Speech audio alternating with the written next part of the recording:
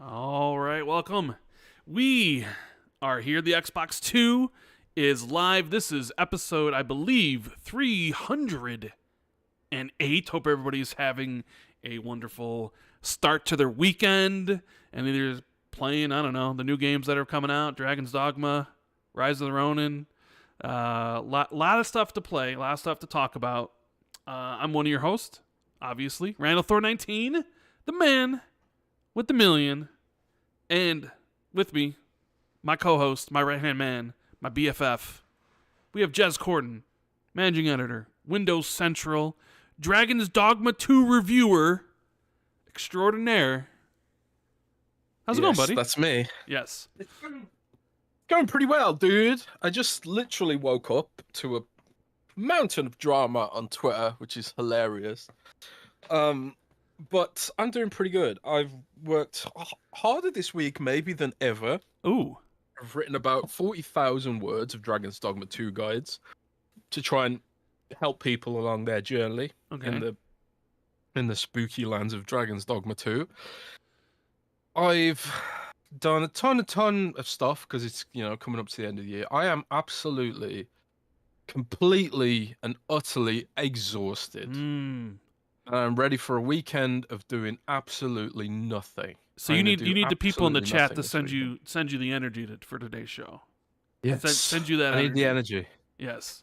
I need energy. Give me your energy, like Goku Spirit Bomb kind of thing. Yes. Although at least I've just slept, so we won't be tired in that context. Just overall, just want a break. I just want a break, Rand. I get it. And it's funny because I've been talking to you about your Dragon's Dogma 2 experience since you've been playing it. You spoiled it for me because you're like, you told me to. I did because I'm not really interested in it. Who knows if I'll play it eventually, but what you did tell me, I was like, whoa, okay. But I'm glad that you really liked the game. I believe you gave it a 9 out of 10, right? Or what would be 9 out of 10 on the Windows Central scale, right? Yeah, it's 4.5 out of 10, yeah. So, whether that's 9 out of 10 or not. I don't know, but yeah, it's a fantastic game. It's absolutely, I've been playing it non-stop. I deleted my save from the review and started over, which is the gameplay footage you see now. Decided to try something new, try Archer Vocation instead. You can also see Rand if you watch the gameplay footage. Yeah. My main pawn is called Rand. Apparently you made me. So yeah, so people can drop in and use the Rift system, and they can put you in their party. How cool is that? That is pretty cool. If you want to. But there's been a lot of controversy surrounding this game today, which we will be getting into everything surrounding that, as well as talking about a variety of different topics that are going on in the games industry. PS5 Pro, what should Xbox do? The excitement people have for Xbox. I know that was a big thing that was kind of going on social media recently and stuff, and whatever else we really feel like talking about. So with that said, make sure you guys hit the like button, subscribe if you're new, and yeah, Jez. So outside of Dragon's Dogma 2, how's your week been? It's been a week. Episode 307 to 308. What have you been doing? Because my week was half good and half shit, and I'll tell you about mine. Because you already know about mine, but. Well, tell the peeps. Well, some of the people know because we did Xbox 2 Ultimate on Tuesday, which is the show for the community, which is Patreon exclusive. You can get access to that at patreon.com/XB2 if you want to listen to that.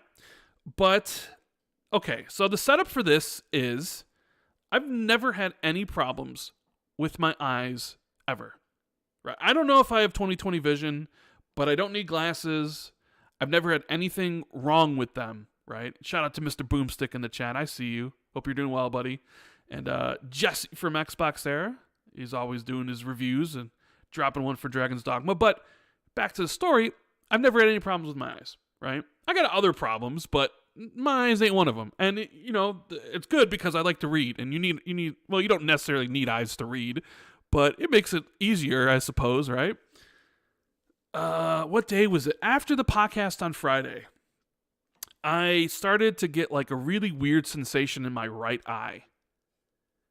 And I woke up the next day and it was so irritated, so scratchy, so dry, watery. It felt like I had something in my eye.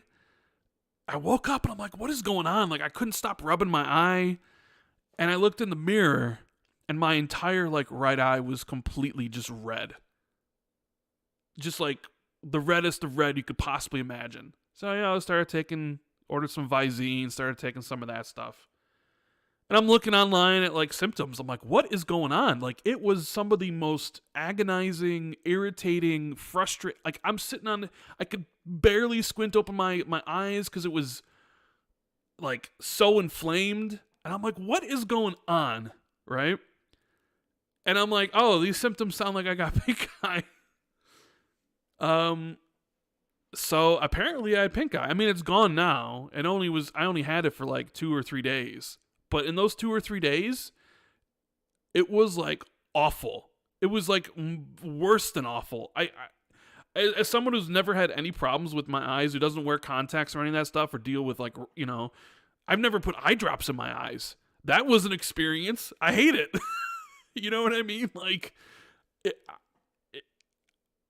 I'm glad it's over. Although it's weird because I might have to go see an eye doctor because I'm starting to, my vision tends, like, the later it gets now, the longer I'm up, my vision tends to get like blurry now a little bit.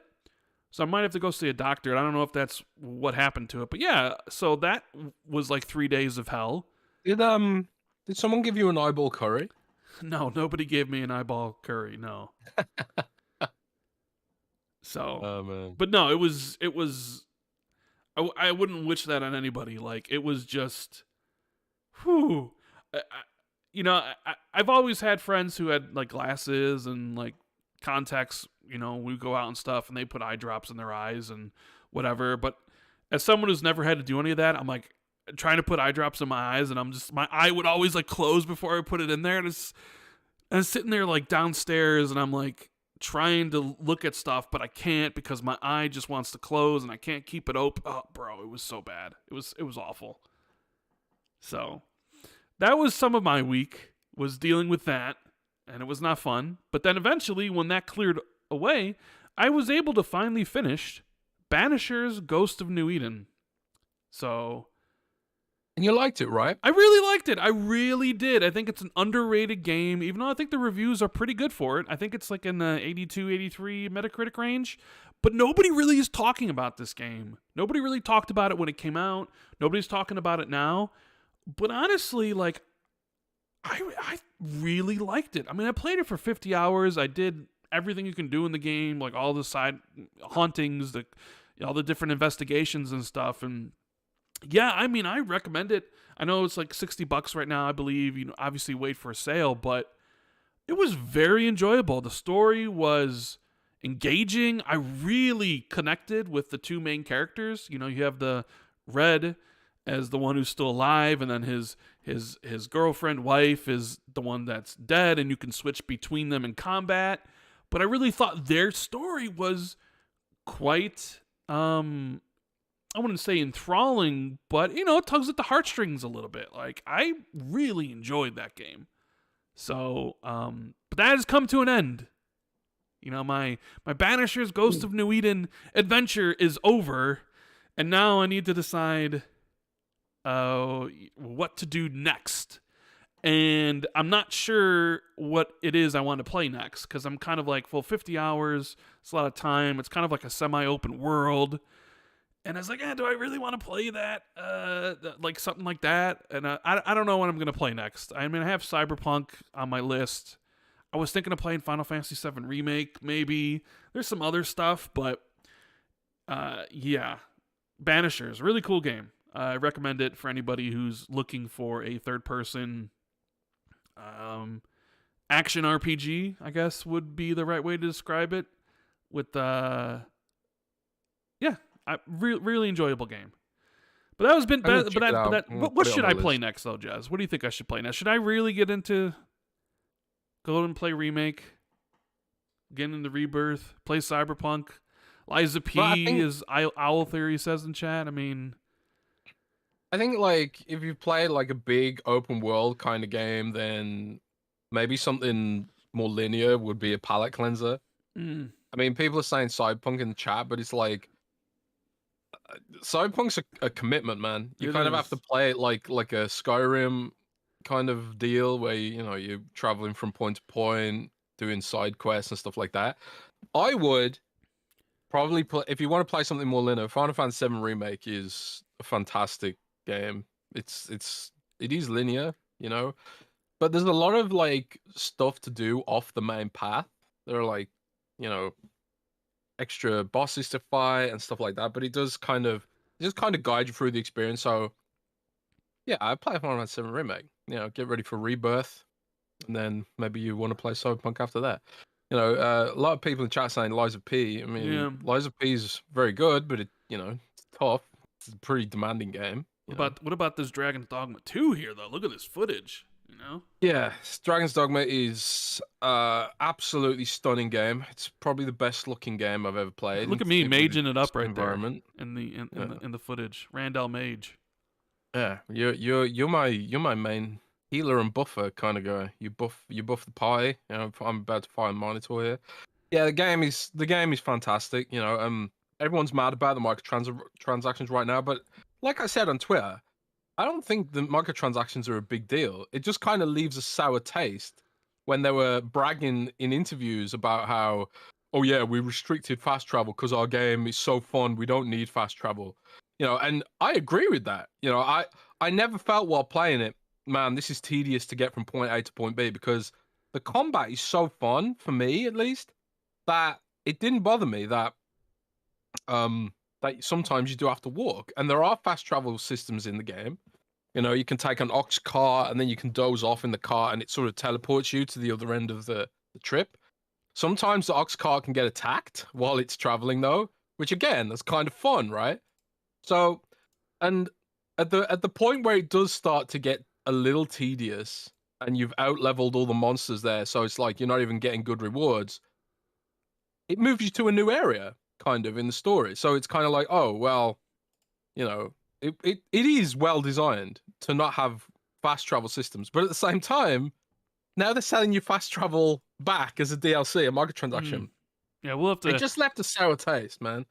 And Jesse in chat says you can buy one single port crystal. Port crystal is kind of like you put them down in the world, and then you can teleport to it, right?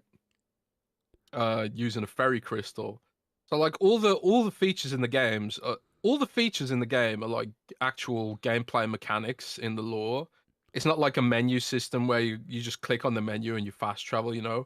I really hate that stuff because I kind of find it immersion busting if you can just, there's no actual mechanic for fast travel. You just click on an icon and then you just teleport there. Yeah. But yeah, the game is fantastic, and like I said on Twitter, I don't think that the microtransactions are a big deal.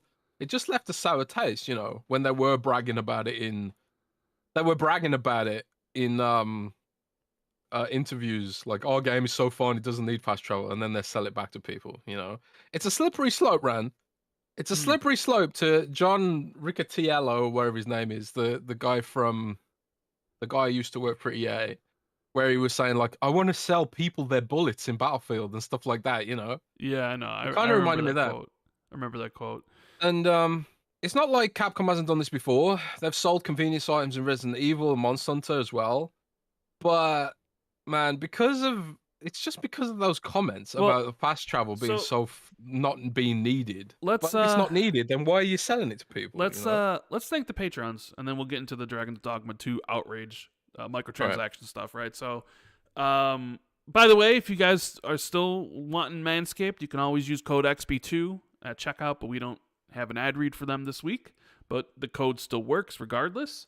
But we also want to thank all the wonderful people of Patreon who support us.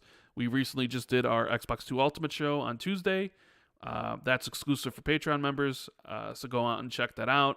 I'll be trying to hopefully get a guest for this upcoming week for Xbox 2 Plus 1. So we'll keep you updated on that. The question thread is available right now over on the website, patreon.com/XB2. So if you got any questions you want to ask, make sure to go over there and put them in there. We'll get them towards the end of the show. But we do have some shout-outs to get to for those in that tier. We got Just James 93, Jay Peltier, Thurgus, Book and Beard, Holy Dark Death, Steve Stompy, James Wiseau, Trixar for Trade, The Grandest a Bit, Battered Haddock, Army Dude, 52C, Ryan Kipple, Foreign Object, Mythic Marty, Moronic Donkey 99, Randall Thor 19, Silas, Eric Gregory, Elijah Vasquez, James Moore, Fantasticals, Halo is the Goat, Katriox, Bright Tundra 1, I Like Turtles, Justin Duel, Frank Mariano, PB Broking, Ace T and Madison, Governor Graham, DZ Huffin, Wagerman, Achievement, The Scarecrow 121, Darren Tropy, Prof JJJ, Ghostface Killa, and Wolfgang KPZ. Thank you guys so much for all your continued support. It helps, especially in times where, you know, ad agencies are dropping people, ad revenue is down across the board everywhere and all that good stuff. But so, like, back to the Dragon's Dogma 2 stuff, right? I know you had talked a little bit about the game last week. You were able to write like a preview. You'd played it 4 hours, or maybe it wasn't necessarily last week, but it was definitely previous. And obviously everybody can read your review and how much you love this game. You gave it a 9 out of 10 and stuff. But something that's really come to dominate the discussion of this game now, instead of like the great reviews, which is sitting at an 87 on Metacritic, contender right now for Game of the Year, you could probably make that argument, is suddenly the game has a mostly negative rating on Steam. I believe it's like really low. Now, I don't know if that has to do mostly with the optimization of the PC version, because I know Steam users really care about, you know, how well their games perform on PC, or is it about the microtransactions? Because people get really weird, I guess maybe is the right word to describe how a lot of people feel about microtransactions in single-player games, right? I guess people understand them in games like Fortnite and Call of Duty. Free-to-play games, they need to make a revenue somehow, so they sell you skins. Everybody's cool buying the Goku skin and all the skin. Like, our buddy at Xbox Era, Special Nick, literally, the only thing he buys is skins for Fortnite, right? He doesn't buy anything else. He doesn't play any other games. He plays Fortnite and buys and spends all of his money on skins, right? So, but here you have Dragon's Dogma, a single-player only game, and one of the things that they kind of really talked about was like, you know, if you have fast travel in your game, maybe just, you know, running around the world isn't really that exciting, and they talk down on that. And there's now microtransactions to let people fast travel.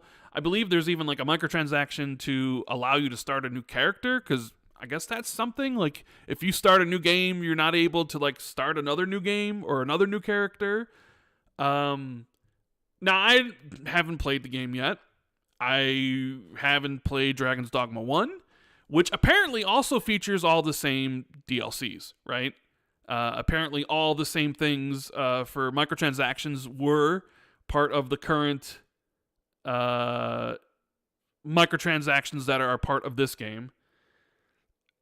But it sort of seems to me this is Capcom. Capcom is weird when it comes to this stuff, because it's almost all...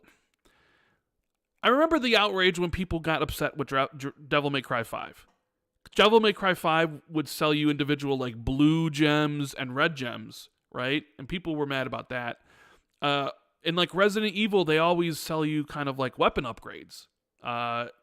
Resident Evil 4 sold you weapon upgrade tickets where you could upgrade your weapon to the max.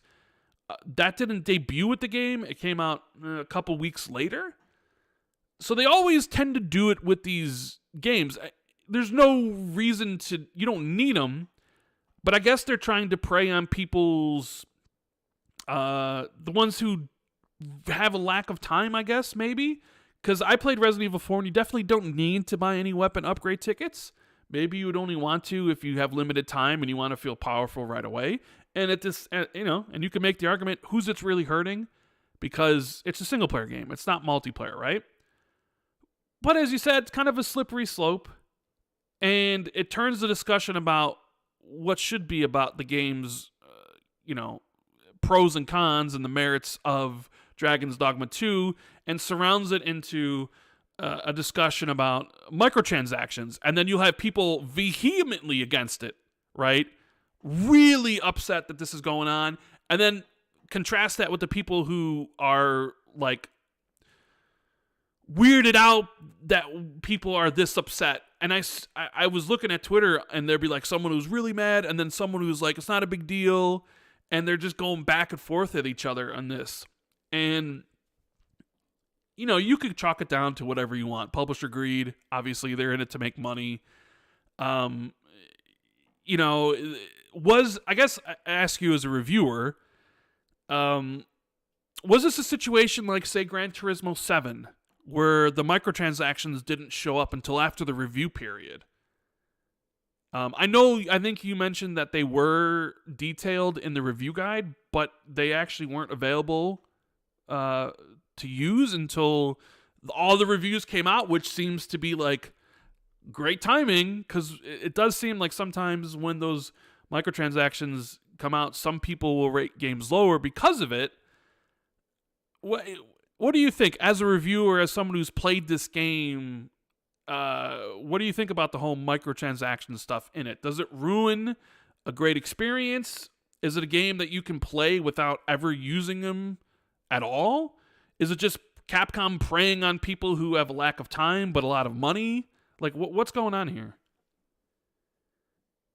And Jez is not speaking, so I don't know if he's where is Jez? Let me see. Oh, it's muted. There you go. I was trying to speak. Okay. So Jez muted. Okay. It says I'm muted. Sorry about that. I said on Twitter, I don't think it's a big deal, right? And I would actually argue that paying for the microtransactions makes the game worse. But I also think it's also, I think people get so mad about this stuff because it is potentially a slippery slope. Right. If there's no resistance and no pushback on things like, oh well, they're selling you one fast travel ticket or one fast travel anchor location today. Tomorrow it'll be they're selling you every fast travel location, And also it's like the Rift crystals, right? You can buy Rift crystals, which is currency you use to buy pawns, right? Okay.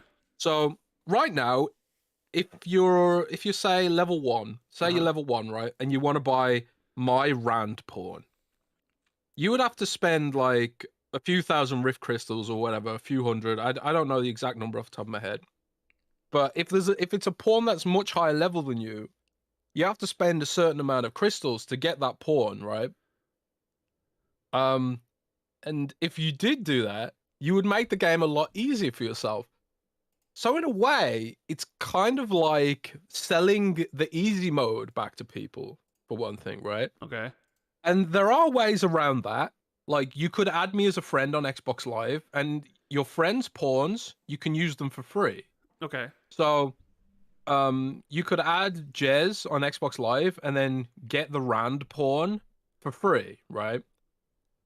So, there are ways around it, but I don't think any of these microtransactions in Dragon's Dogma 2 are a big deal. They don't affect my review score, and they don't affect my feelings about the game. I still love the game. It just leaves a sour taste when they're bragging in interviews, like I said, about the fast travel being so unnecessary because the game's so fun. And it's like, well, if it's so fun, then why are you selling it? Why are you selling it as a microtransaction, right? And yeah, there's only one anchor. But honestly, one anchor can make a big difference. So how do you fast travel in this game? I don't understand. What is an anchor, and what is that even? As someone who's never played the game, explain this to me. So, in like a Far Cry or something, when you can just click on a settlement and instantly teleport to it. In Banish and Ghost of New Eden, you can fast travel to fires that you have... they're kind of like camps that you discover throughout the world, and you can fast travel in between those. But but you have to be at a fire to be able to fast travel to other fires, essentially. But that's how fast travel works in that game. But yeah, other games like you can like Starfield, you can fast travel whenever, right? Wherever you are, doesn't matter. Yeah, exactly. Yeah.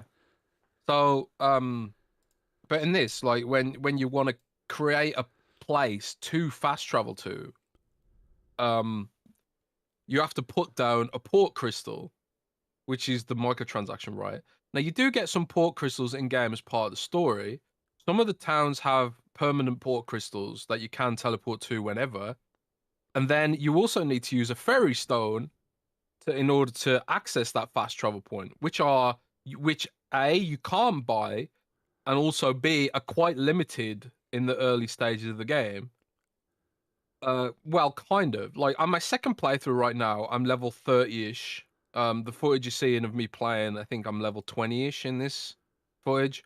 You watch me get my ass kicked by a dragon in a bit because I'm a little bit too low level for it, and also I don't think my party composition was very good for fighting a dragon. I didn't have a single character with ice spells. But at my point in the game, which is level 30, on my second save, I'm about 12 hours in, 12 to 15 hours in. There's only one extra port crystal you find, and you don't really need it at the start of the game. It starts to get annoying when you get to the next area because sometimes it asks you to travel between two cities, one out in the desert and then one back in the starting area. And that's when it starts getting annoying because it's like, oh, I've got to either get 2 ox carts worth of traveling in, or I can use a port crystal to go back to Vermund or whatever. No, Vernworth City. And that's when it starts getting a little bit annoying. So that's when the point where I think some people might be like, if they haven't got a port crystal already, they might just be like, oh, well, I'll just buy the port crystal, and then set it down in Batal so I can easily get backwards and forwards, You do get another port crystal as part of the story, and I think the idea is that you use that port crystal to put it down in Batal, and then by the end of the game, you don't really need them at all, right?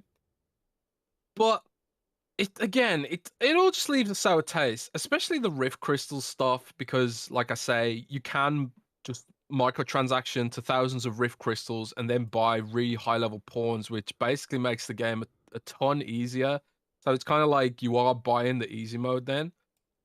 But I think for most people, just buying a high level pawn will make the game trivially easy to the point of being boring, especially in the early stages of the game. And even then, if you're playing on easy mode and you don't really like learn the game properly, there comes a point where you sort of hit a cap on how high level you can get, how much of a boost you can get from the pawns. You'll have to actually learn to play the game at that point, right? So like it only makes it easy for you to begin with. So my argument would be that the microtransactions make the game worse to play, right? But again, it's kind of like it's that slippery slope thing, man. It's the slippery slope thing, like not being when you've played games like Baldur's Gate or Cyberpunk, for example, which let you change your character appearance in game, like without any kind of restriction whatsoever, and certainly not a microtransaction. And then you look at this, and it's like, well, they want you to pay money to be able to do this. And it was the same thing in Monster Hunter, It's the same thing in Monster Hunter where the respec tickets were part of the microtransaction layer. So it's not like Capcom hasn't done this before, but I think because of those interviews, it just left a sour taste. And I suppose because people are comparing it to Elden Ring and The Witcher and stuff like that, which doesn't have those kind of restrictions. But also, I think it's like you said, there is a dovetail into the performance stuff because they have artistically chosen to have these insane draw distances. They've artistically chosen to have hundreds of dynamic NPCs, and that tanks the frame rate, even on Yeah. higher end So computers. how is the performance on the Series X? I see people asking about that, and I know you played it on the Series X. Yeah, I mean, you can see from the footage, it's smooth. You know, it Well, doesn't I mean, some stutter. people wouldn't describe 30 frames as smooth, but yeah, okay. Well, I mean, it doesn't stutter. It doesn't, screen tear. It doesn't get stuck. You know, like sometimes when I was playing Monster Hunter World on my Xbox One X, or my Xbox One S even, um, you get into situations where there was like loads of stuff popping off, and then the frame rate would get stuck. And but this is like smooth. So even though it's 30 frames per second, it doesn't stutter, it doesn't get stuck, it doesn't crash, it doesn't lag, you know, um, or anything like that. So it paces well, I would say, but whether or not you care about that stuff is really, about your personal preferences. I don't give a shit about 30 frames per second. I really don't. I would rather. I mean, the draw distances on this game are so impressive that it doesn't bother me. And also, furthermore, the draw distances are they're kind of a gameplay mechanic. Like if a dragon flies off from you, you can watch it fly off for like hundreds of miles, and then you can sort of chase it in that direction if you so choose. Mm. Without spoiling it, without dropping spoilers. There are things they do with the draw distance in this game that I've never seen any other game do.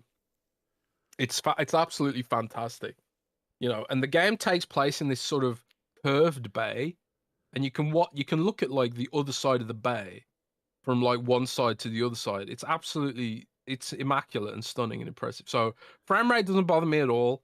I've always said that it's my personal preference. I don't give a shit if it's 30 frames unlocked, as long as it doesn't crash or stutter or do anything like. Sometimes you get games that aren't optimized very well, and they will stutter all the way down to 10 FPS or lower in certain situations. But this isn't like that. It's smooth throughout, and it paces well, and yeah, that's my thoughts on performance. And like I had like people in the team playing all kinds of different hardware. We had someone on 4080, someone on 3080, 3060 even, and I think everyone just kind of took it for what it was, and then they were having so much fun that the performance issues Right. didn't really come to fruition. I think as a talking point when we were reviewing the game and writing the guides and stuff. I think the thing with the microtransactions is I think some people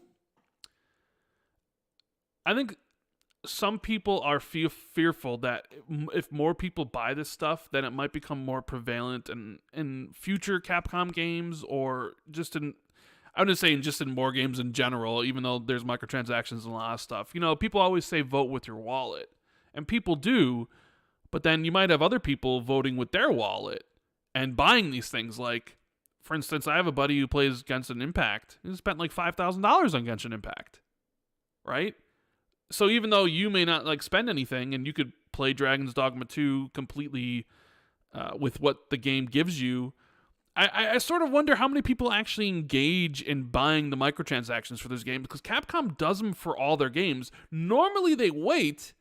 I think Dragon's Dogma 2 might be the first one they did right away, although I think maybe they did for Devil May Cry. I think you could buy the red stones and the blue stones right away.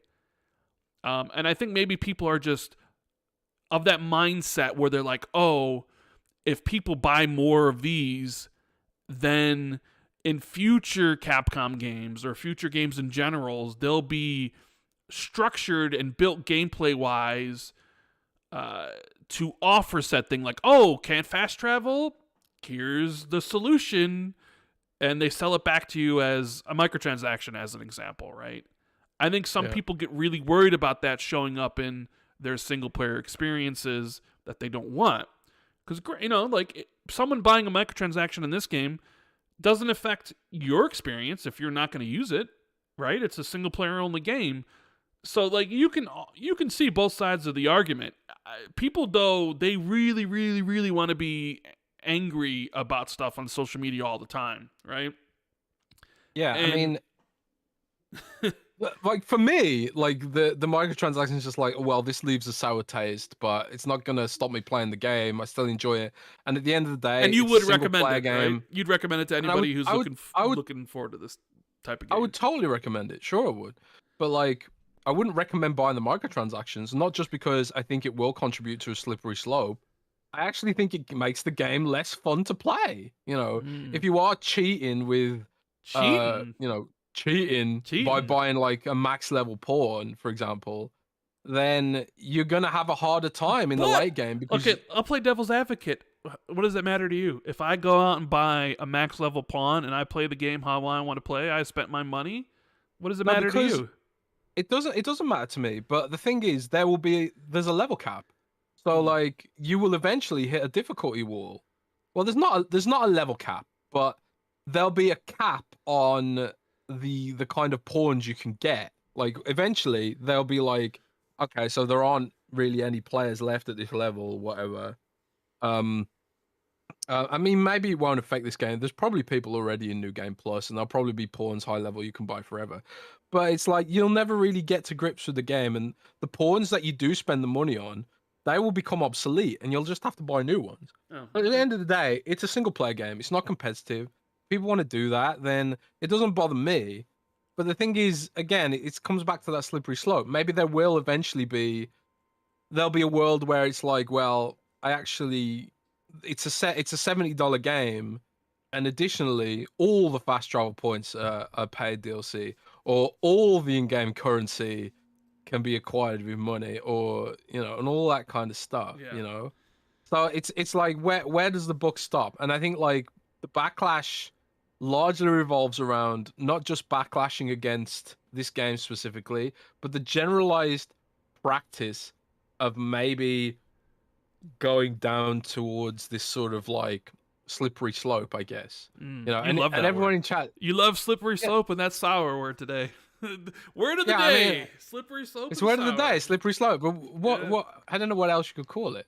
yeah. Like a greased mudslide. Agreed. I, I don't know. It's really funny because, but again, like right now, as of Dragon's Dogma 2, it doesn't affect the game at all. You can just ignore them, and I honestly think you should ignore them. You Okay. know, um, because it makes the game less fun. But it's whatever. Yeah. Okay. I mean, that's a pretty much good overview of everything that's going on. I don't want to talk about it for too long and beat a dead horse here. So, Dragon's Dogma 2 is out now. What is it? $70 everywhere. Maybe cheaper on PC. I'm sure you could probably get it from CD Keys for probably like $45. I don't know how it performs on PC. I do see it's mostly negative right now on Steam. So, I guess see if Well, it it's Capcom's highest concurrent player base. So even though it's like, really. even though there is It's pretty good. It's pretty good. for a launch game, I think it's got 200,000 players. It's like even though there is a backlash, there's still plenty of people who are just ignoring the drama and just playing it and having fun and whatever. Loads of people are mad at me for not for owning up to the fact I didn't read the review guide. But nobody's mad at any of the other journalists who did read the review guide and still didn't talk about it. Mm. um, you know, it's just hilarious, man. People just want to be angry at something or anything. You Hmm. know. Um, I'm just so exhausted, man. I am so exhausted. I've 40,000 words on guides this week, and I wrote this beginner's guide you guys should read because it's really easy to make mistakes in this game that are permanent and you can't undo them. Really easy. So like heavily recommend that you check out my beginner's guide. There's no spoilers in it, but it gives you some like really helpful tips on how to avoid the mistakes that I made in my first playthrough, which I'm not making in my second playthrough, which you can see here. Um, but Yeah. live and learn, eh? A lot of Live and guides learn. coming from Windows Central. A lot of guides from elsewhere. I mean, I don't know if you saw, but apparently, the word on high is that Kotaku's becoming a game guide website now, and the current editor in chief resigned over it. I don't know if you Yeah, saw that. Geo Media are absolute morons. Like, it's not even like a smart move to completely get rid of news, because that's how you build authority with Google, is to have news. And if you do just become like a guides website, a guides track, especially if you're changing, it'd be like on YouTube. If you were a news oriented YouTube channel and then one day you just switch to guides, that would confuse the hell out of the algorithm, and you're basically building up again from scratch, you know? Mm. So the people who run Kotaku, like the Geo Media, they're absolute morons. And yeah, I saw some takes that were like, this is actually just an excuse to kill the website and lay people off or something. And either that or it's just completely blatant stupidity. That company is so weird. They treat their writers like garbage, and all their writers across all of their brands. I just really confused. Why are they even in publishing? I don't get it. This Geo Media company. So I don't know. Yeah, It's a shame because like even though like lots of Kotaku writers have clowned on me and they hate me and stuff, you know, they love a dog pile, but oh, they sure some of do. them do. Yeah, they do. They They really love sure a dog do. pile. I bet some of them are dog piling on me right now, but the fact Kotaku. is that uh, Kotaku's been there for so long, and they've done some amazing reporting over the years. You know, and really important reporting, and I know that they have some takes that really piss people off and stuff, but there have been people who've come and gone through Kotaku that have really done some amazing reporting over the years, and it's kind of a shame that this is the situation that Yeah. Well, journalism, or hardly the written anybody journalism, is. is going to be shedding a tear for Kotaku. So, I don't know. It has its fans, man, and it's eh, still one of the bigger websites. I'm sure. I I mean, think yeah, sure we it might have is. overtaken them now But I'm just saying, on like, Windows Central. there's a lot of people out there that would welcome the demise of Kotaku, Yeah, and sure. I mean, so for sure, man. I mean, yeah, yeah, I'm sure people feel the same way about Windows Central as well. nah, of course not. We do have a few super We chats let me are a get to guides here. website. We have Andy Ackerman with a $5. He says, "This show is horrible. That's why I'm here to help make it better." Yeah, any help we can get to make the show better, we're all for it. BT Maverick with the 2. He drops a code for 1 month Game Pass Ultimate. So if anybody is looking to get into Game Pass, you got a code here. Make sure if whoever did get it, make sure to thank BT Maverick. Thank you. JJ Sayin with the $4.99. He says, "Hi Rand and Jez, just want to say that your podcast is amazing. Also, Thanks so much. did you see that Saudi Arabia is getting a Dragon Ball theme park? I did not see that. Really? I mean, he says it in the super chat here.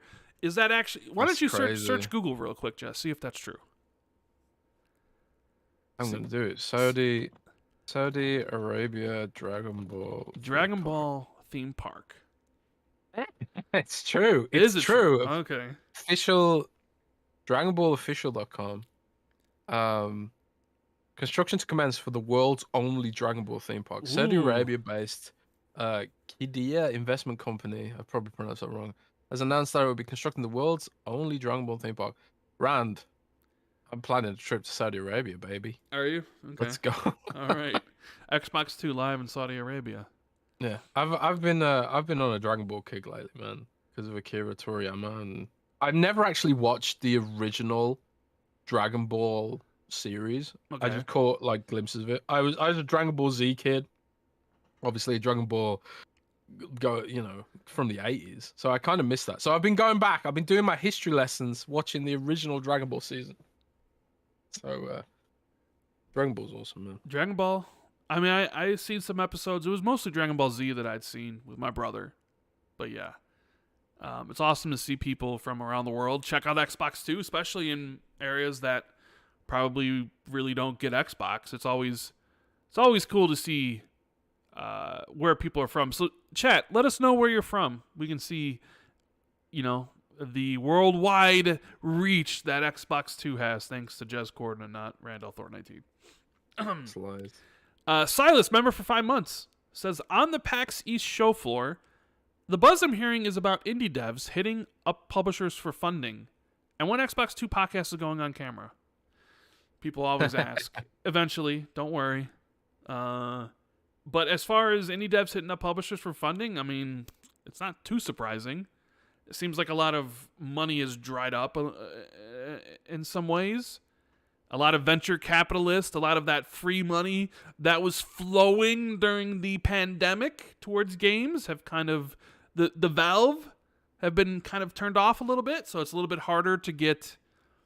I did see Windows Central had an article from the developers of like Deliver Us the Moon and Deliver Us Mars, where they went to so many publishers to like pitch so like all these different games, and nobody wants to like publish their game. And it's like really tough nowadays to get funding for projects. You know, everybody's kind of tightening their belt, right? Yeah. It's because of interest rates. I think we talked about it before, but there was like decades of these like minimal interest rates, which basically made it less risky to be a venture capital firm, but there was free cash for everyone, well, although not really, but to more so a degree than previously. But now like the interest rates are higher, especially outside of the United States. That's sort of like really had an impact on the risks that investors want to take when it comes to new games, new companies, and new anything really. It's all super risky now. Indeed. We have Big Willy Wonka, member for 1 month, says Jez gave Rand an eyeball curry. No, he did not. He explained what that was on Xbox 2 Ultimate. Apparently, that's when people go up to you and lick your eye. Yeah, which is you run up to someone and lick their eyeball. That's lick an their eyeball curry. eyeball. That is disgusting. I don't recommend it though. It's not the most hygienic thing you can do. No, definitely not. Alvin with the 5 in the super chat. He says, I have no issue with the folks arguing against microtransactions, but just curious if people realize Capcom has been doing this with single-player games for 15 years. I'm sure some of them know, and I'm sure some of them don't. Like, as far as I'm aware, all the microtransactions in Dragon's Dogma 2 were in Dragon's Dogma 1, but it's been such a long time since that game, I don't know if there was this level of outrage, I guess. But they do this with all their games. And I know that's not an excuse of like, well, they do it with all their games, so it's okay. It's like nobody's saying that, but it is something that Capcom regularly does. And by the way, I don't know if you know this, Jez, but I believe Capcom was just named 2023's Publisher of the Year by Metacritic.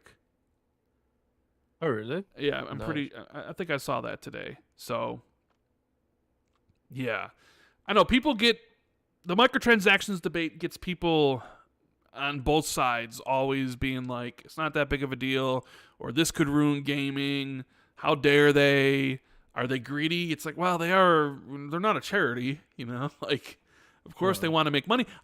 The one thing I would love to know is, are they actually selling lots of these things? Are they selling lots of port crystals? Are they selling, is this really truly a moneymaker? Right? Because it's probably not. I mean, but you never know. It could be. I mean, you just don't know how people play their games and spend their money, right? Yeah, I mean, it's not like it's Ubisoft where you open a menu and there's ads for it, like Ubisoft has done in the past. I mean, I suppose that's one of the reasons a lot of reviewers missed it. It was because they're hard to find. They weren't active. I did wonder, though, when I opened the menu and there was a link out to the Microsoft Store. There is a link to the Microsoft Store from the menu, and I was kind of thinking, well, maybe that's for DLC down the line or whatever. And I did know that there was pre-order bonuses, but pre-order bonuses, like, it's whatever, Mm-hmm. They were pretty public. Everybody knew about that, But yeah, I think it's just a slippery slope kind of thing, coupled with the performance artistic choices or whatever. And people just wanting to be mad about things. Like I said on Twitter, I don't think the microtransactions are a big deal. I don't care what people do, with their own money or single player game. I think it's just, again, it's that greased slide where it's I think greased mud trail. I think it's also, I think the publishers know it's a topic of contention because they sometimes when they do this, they wait until the reviews are out before implementing the DLC, right? So reviewers will be like, sometimes taken unawares, be like, we had no idea because the publishers know that review scores would be affected, right? That is a little bit like shady in my eyes. Of like, okay, the reviews are out and we got our Metacritic score and we can run our trailers that have like Metacritic must play and like different numbers from all these websites and be like, here's the praise from Dragon's Dogma, but you weren't too like you were concerned that like, oh well, if this was live during the review period, it would drive down review scores. Like I don't like that practice. Yeah, I mean the microtransactions weren't live to purchase. Yeah, but they were detailed in I don't a like link that in the review guide. I don't like that because it sort of seems like even though people knew about it, if they were implemented, that some reviews would be scored lower, and I think Capcom would know that. Capcom at least was thinking that because why else wouldn't they be live? Yeah, it's right. I don't know. It's just kind of this weird thing that publishers do sometimes, and I don't really particularly like that. Metal Machias with the 199, he says, "Where is Dealer?" We get this question a lot, especially my buddy Cold Eastwood and Fonzarelli. Dealer hasn't done RDX in 4 months now and whatever, but as far as I am aware, Dealer's doing good, and he's just got some real life stuff to take care of, and hopefully he'll be back eventually, right? So yeah. Yep. Andy Ackerman, the 199 says, Jez had me buying his Rand P. Rand pawn with the heart emoji. Okay.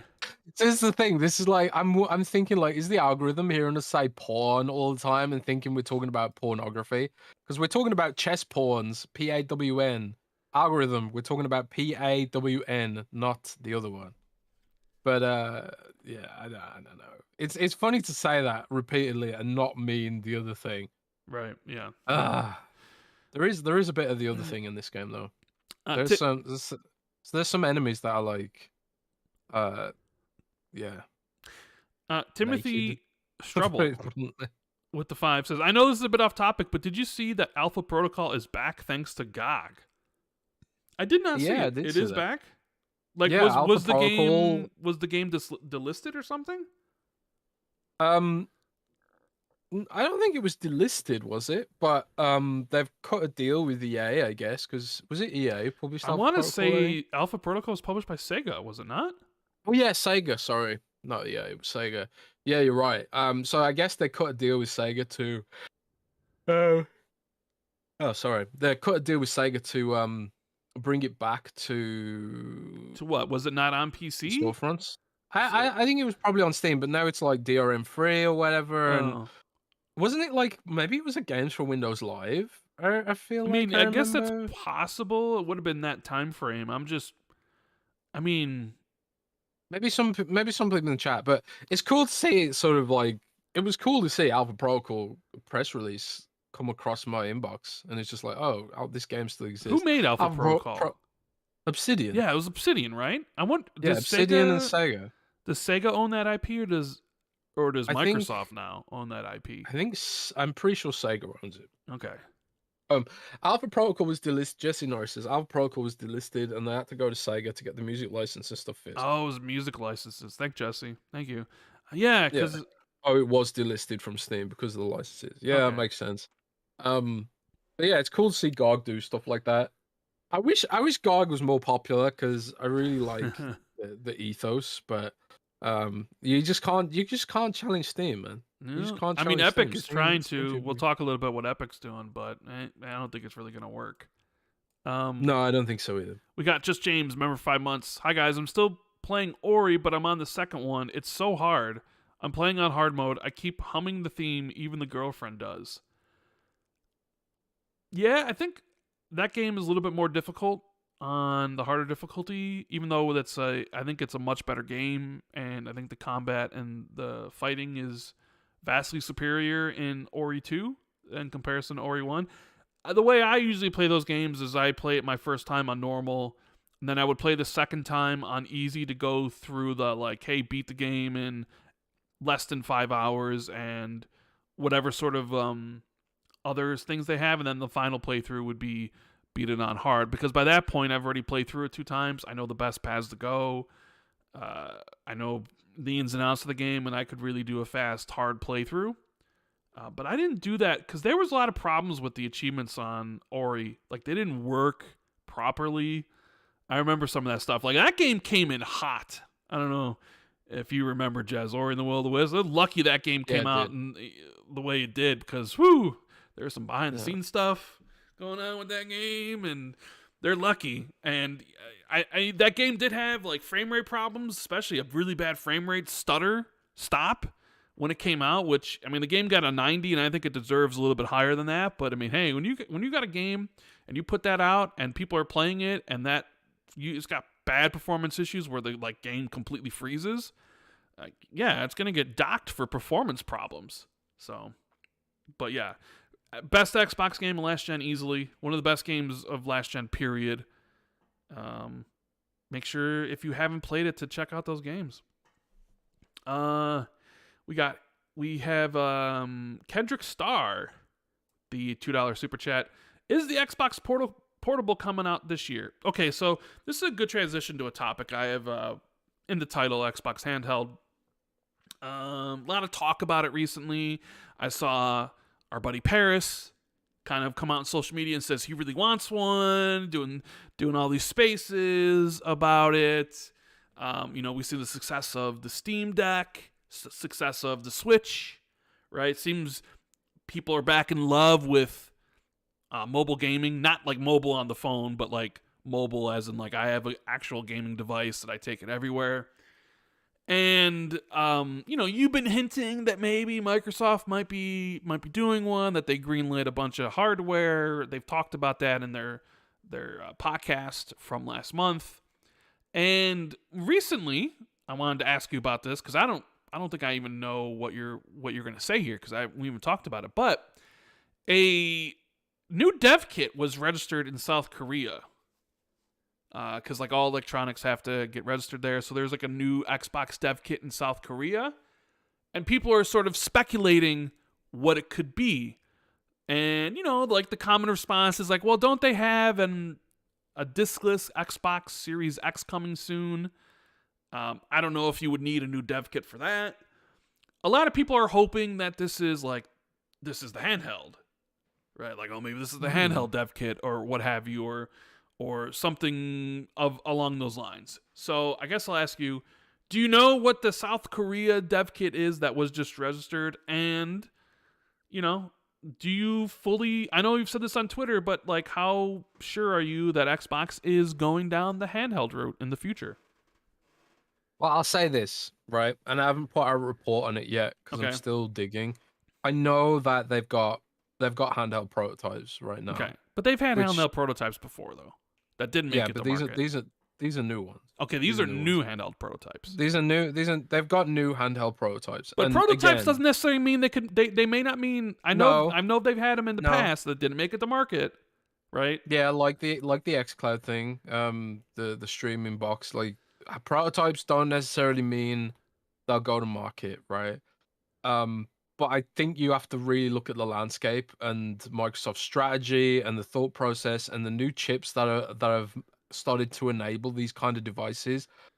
I think Microsoft will be absolutely insane to not pursue this. Okay. The Steam Deck's blowing up, and as I talked about I went on Sacred Symbols recently. Yes. And I talked about how Valve is basically building a console platform using exclusives from both PlayStation and Xbox.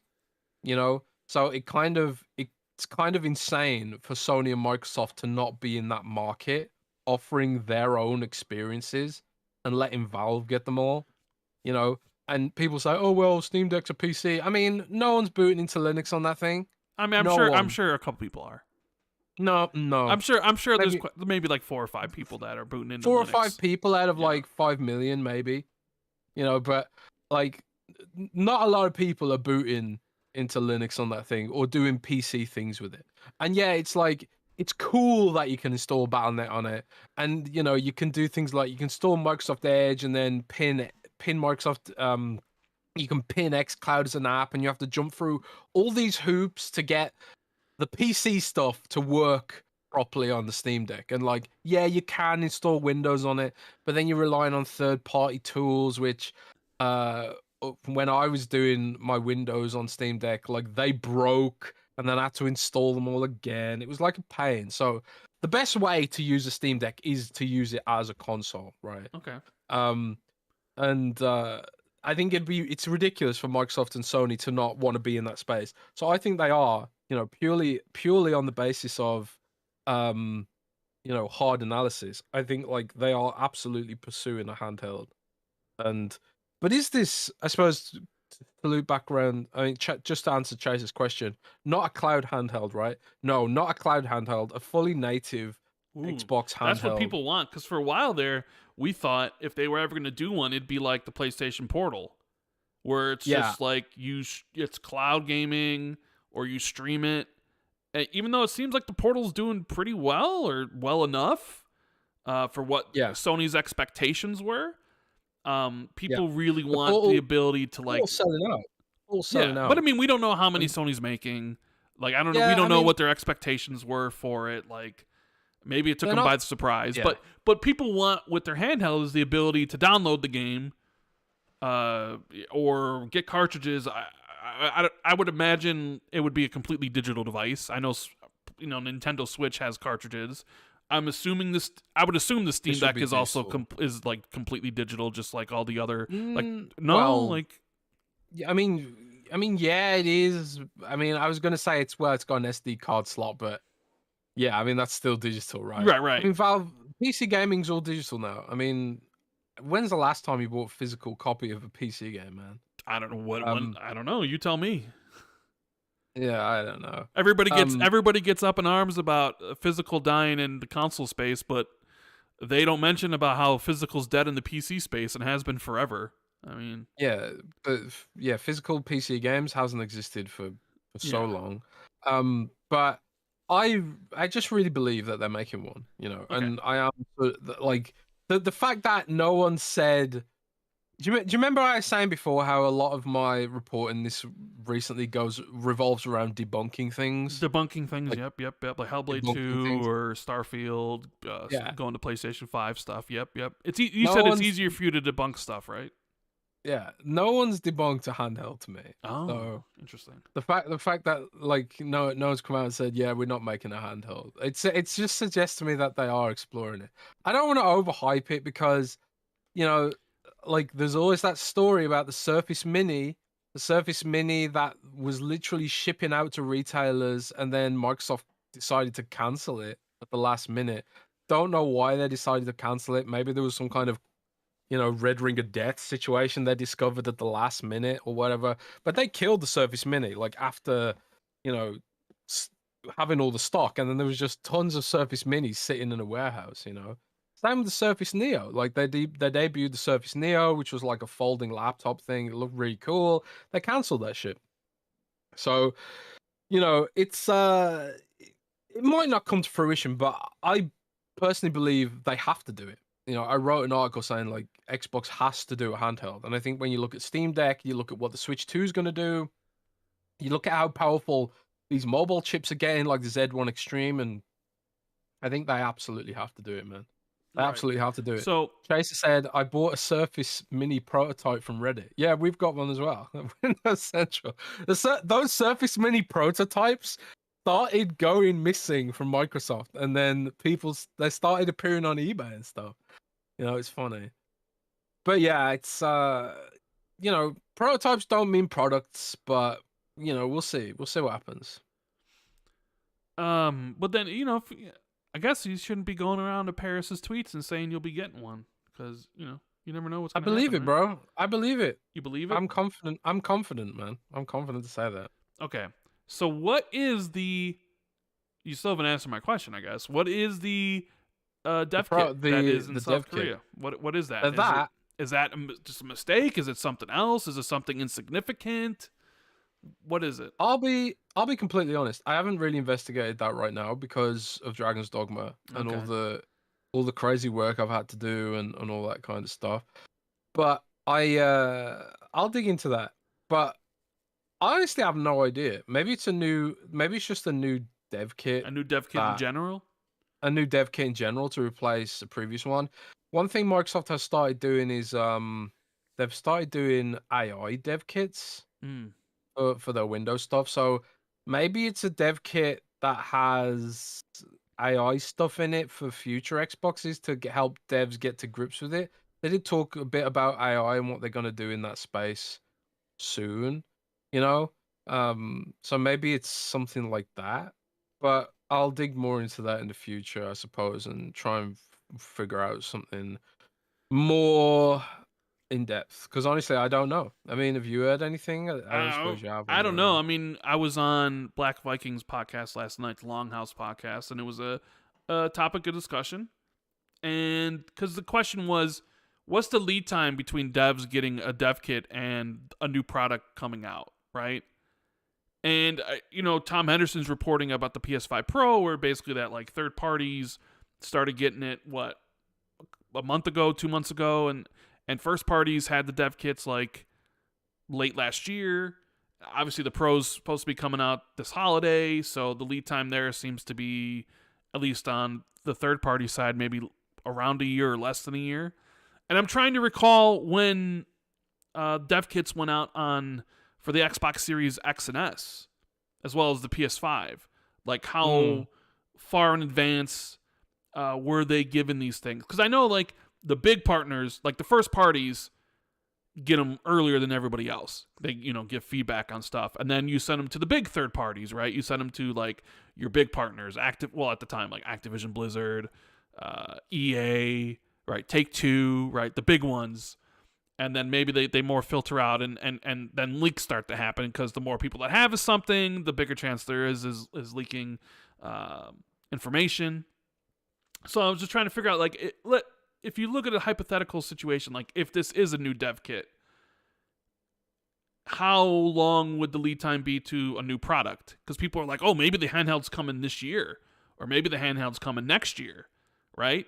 And I think that's like unrealistic to think that something like that would happen. Like, but we are, at least judging from Microsoft leaks, expecting potentially a diskless Series X and another version of, like, as it was called, Project Brooklyn, and another Series S that was to replace the other ones. But we don't know if those has been canceled, and I don't know if you would need a new dev kit for just a new Series X version, right?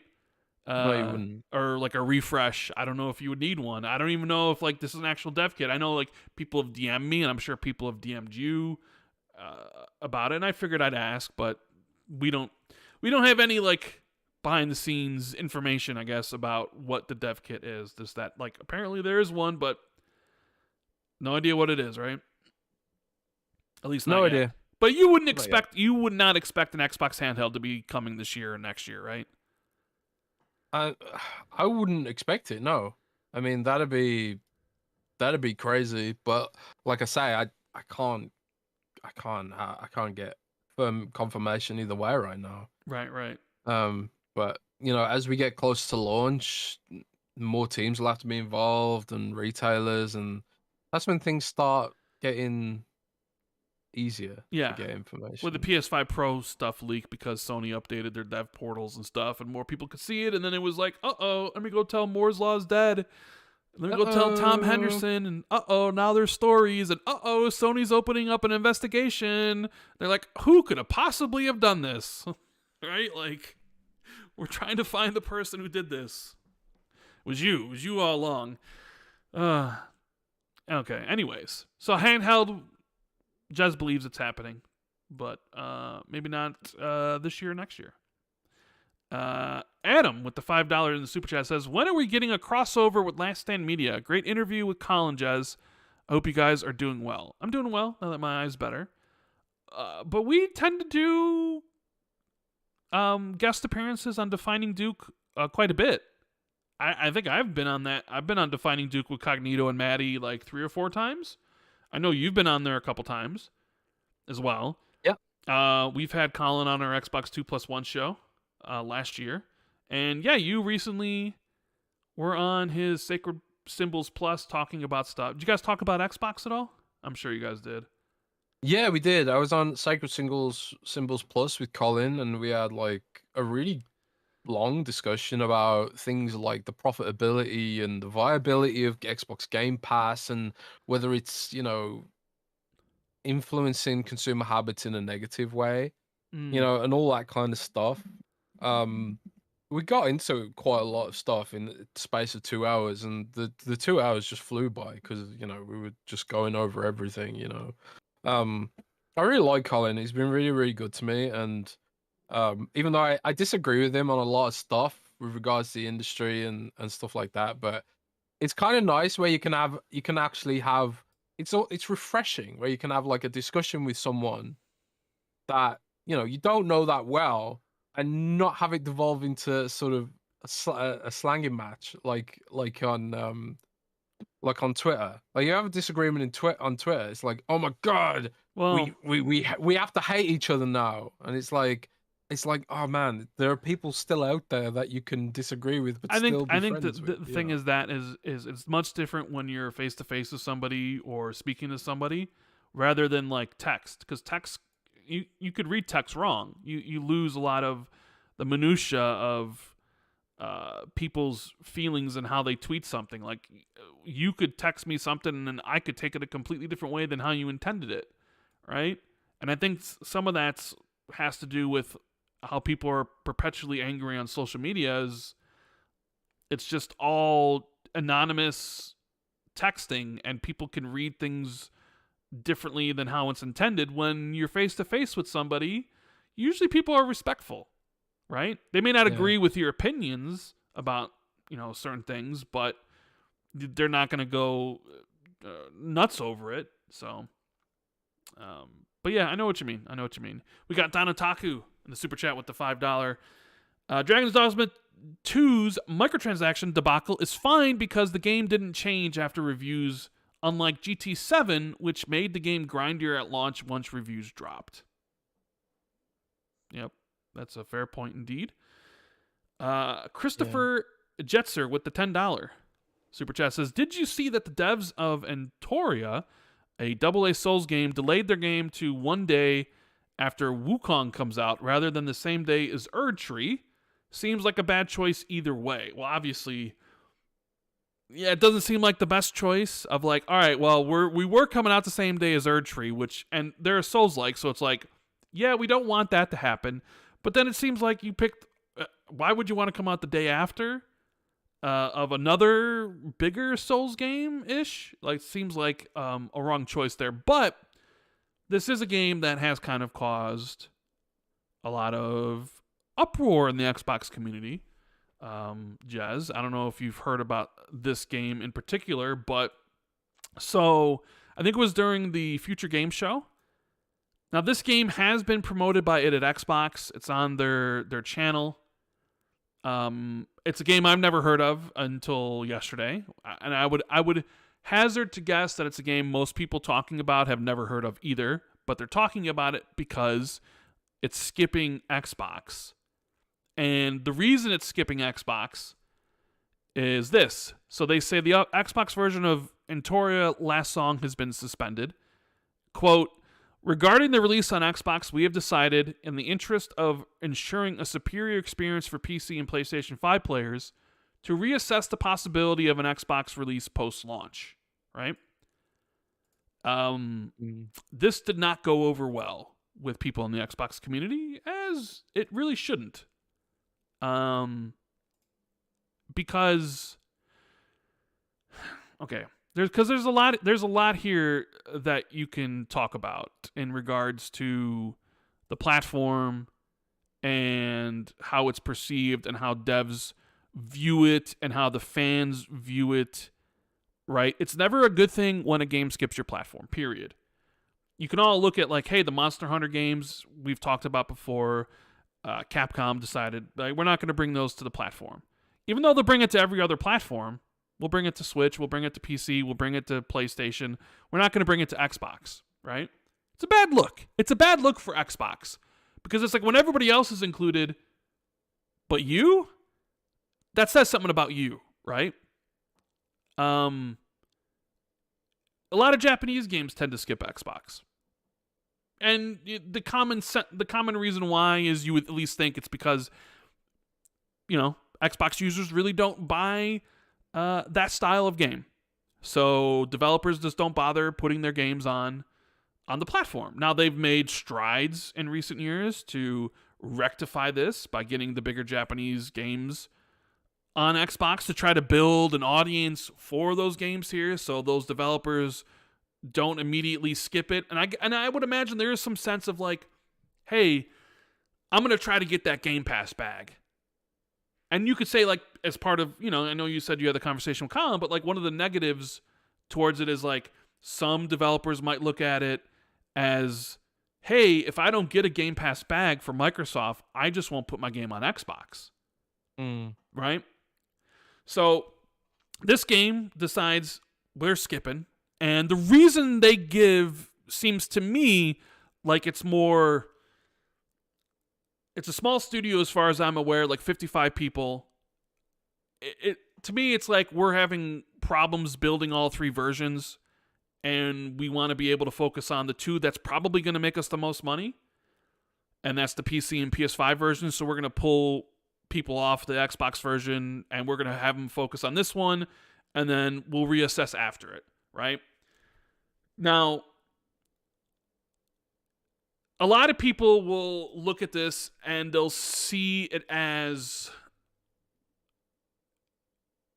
a direct response to what happened in February. I see a lot of Xbox fans being like, "Oh, well, this is if Xbox is putting their games elsewhere, then and making their platform less desirable, to them, by putting their games in other places, then why should developers do that, also value Xbox if Xbox isn't valuing Xbox, essentially, right?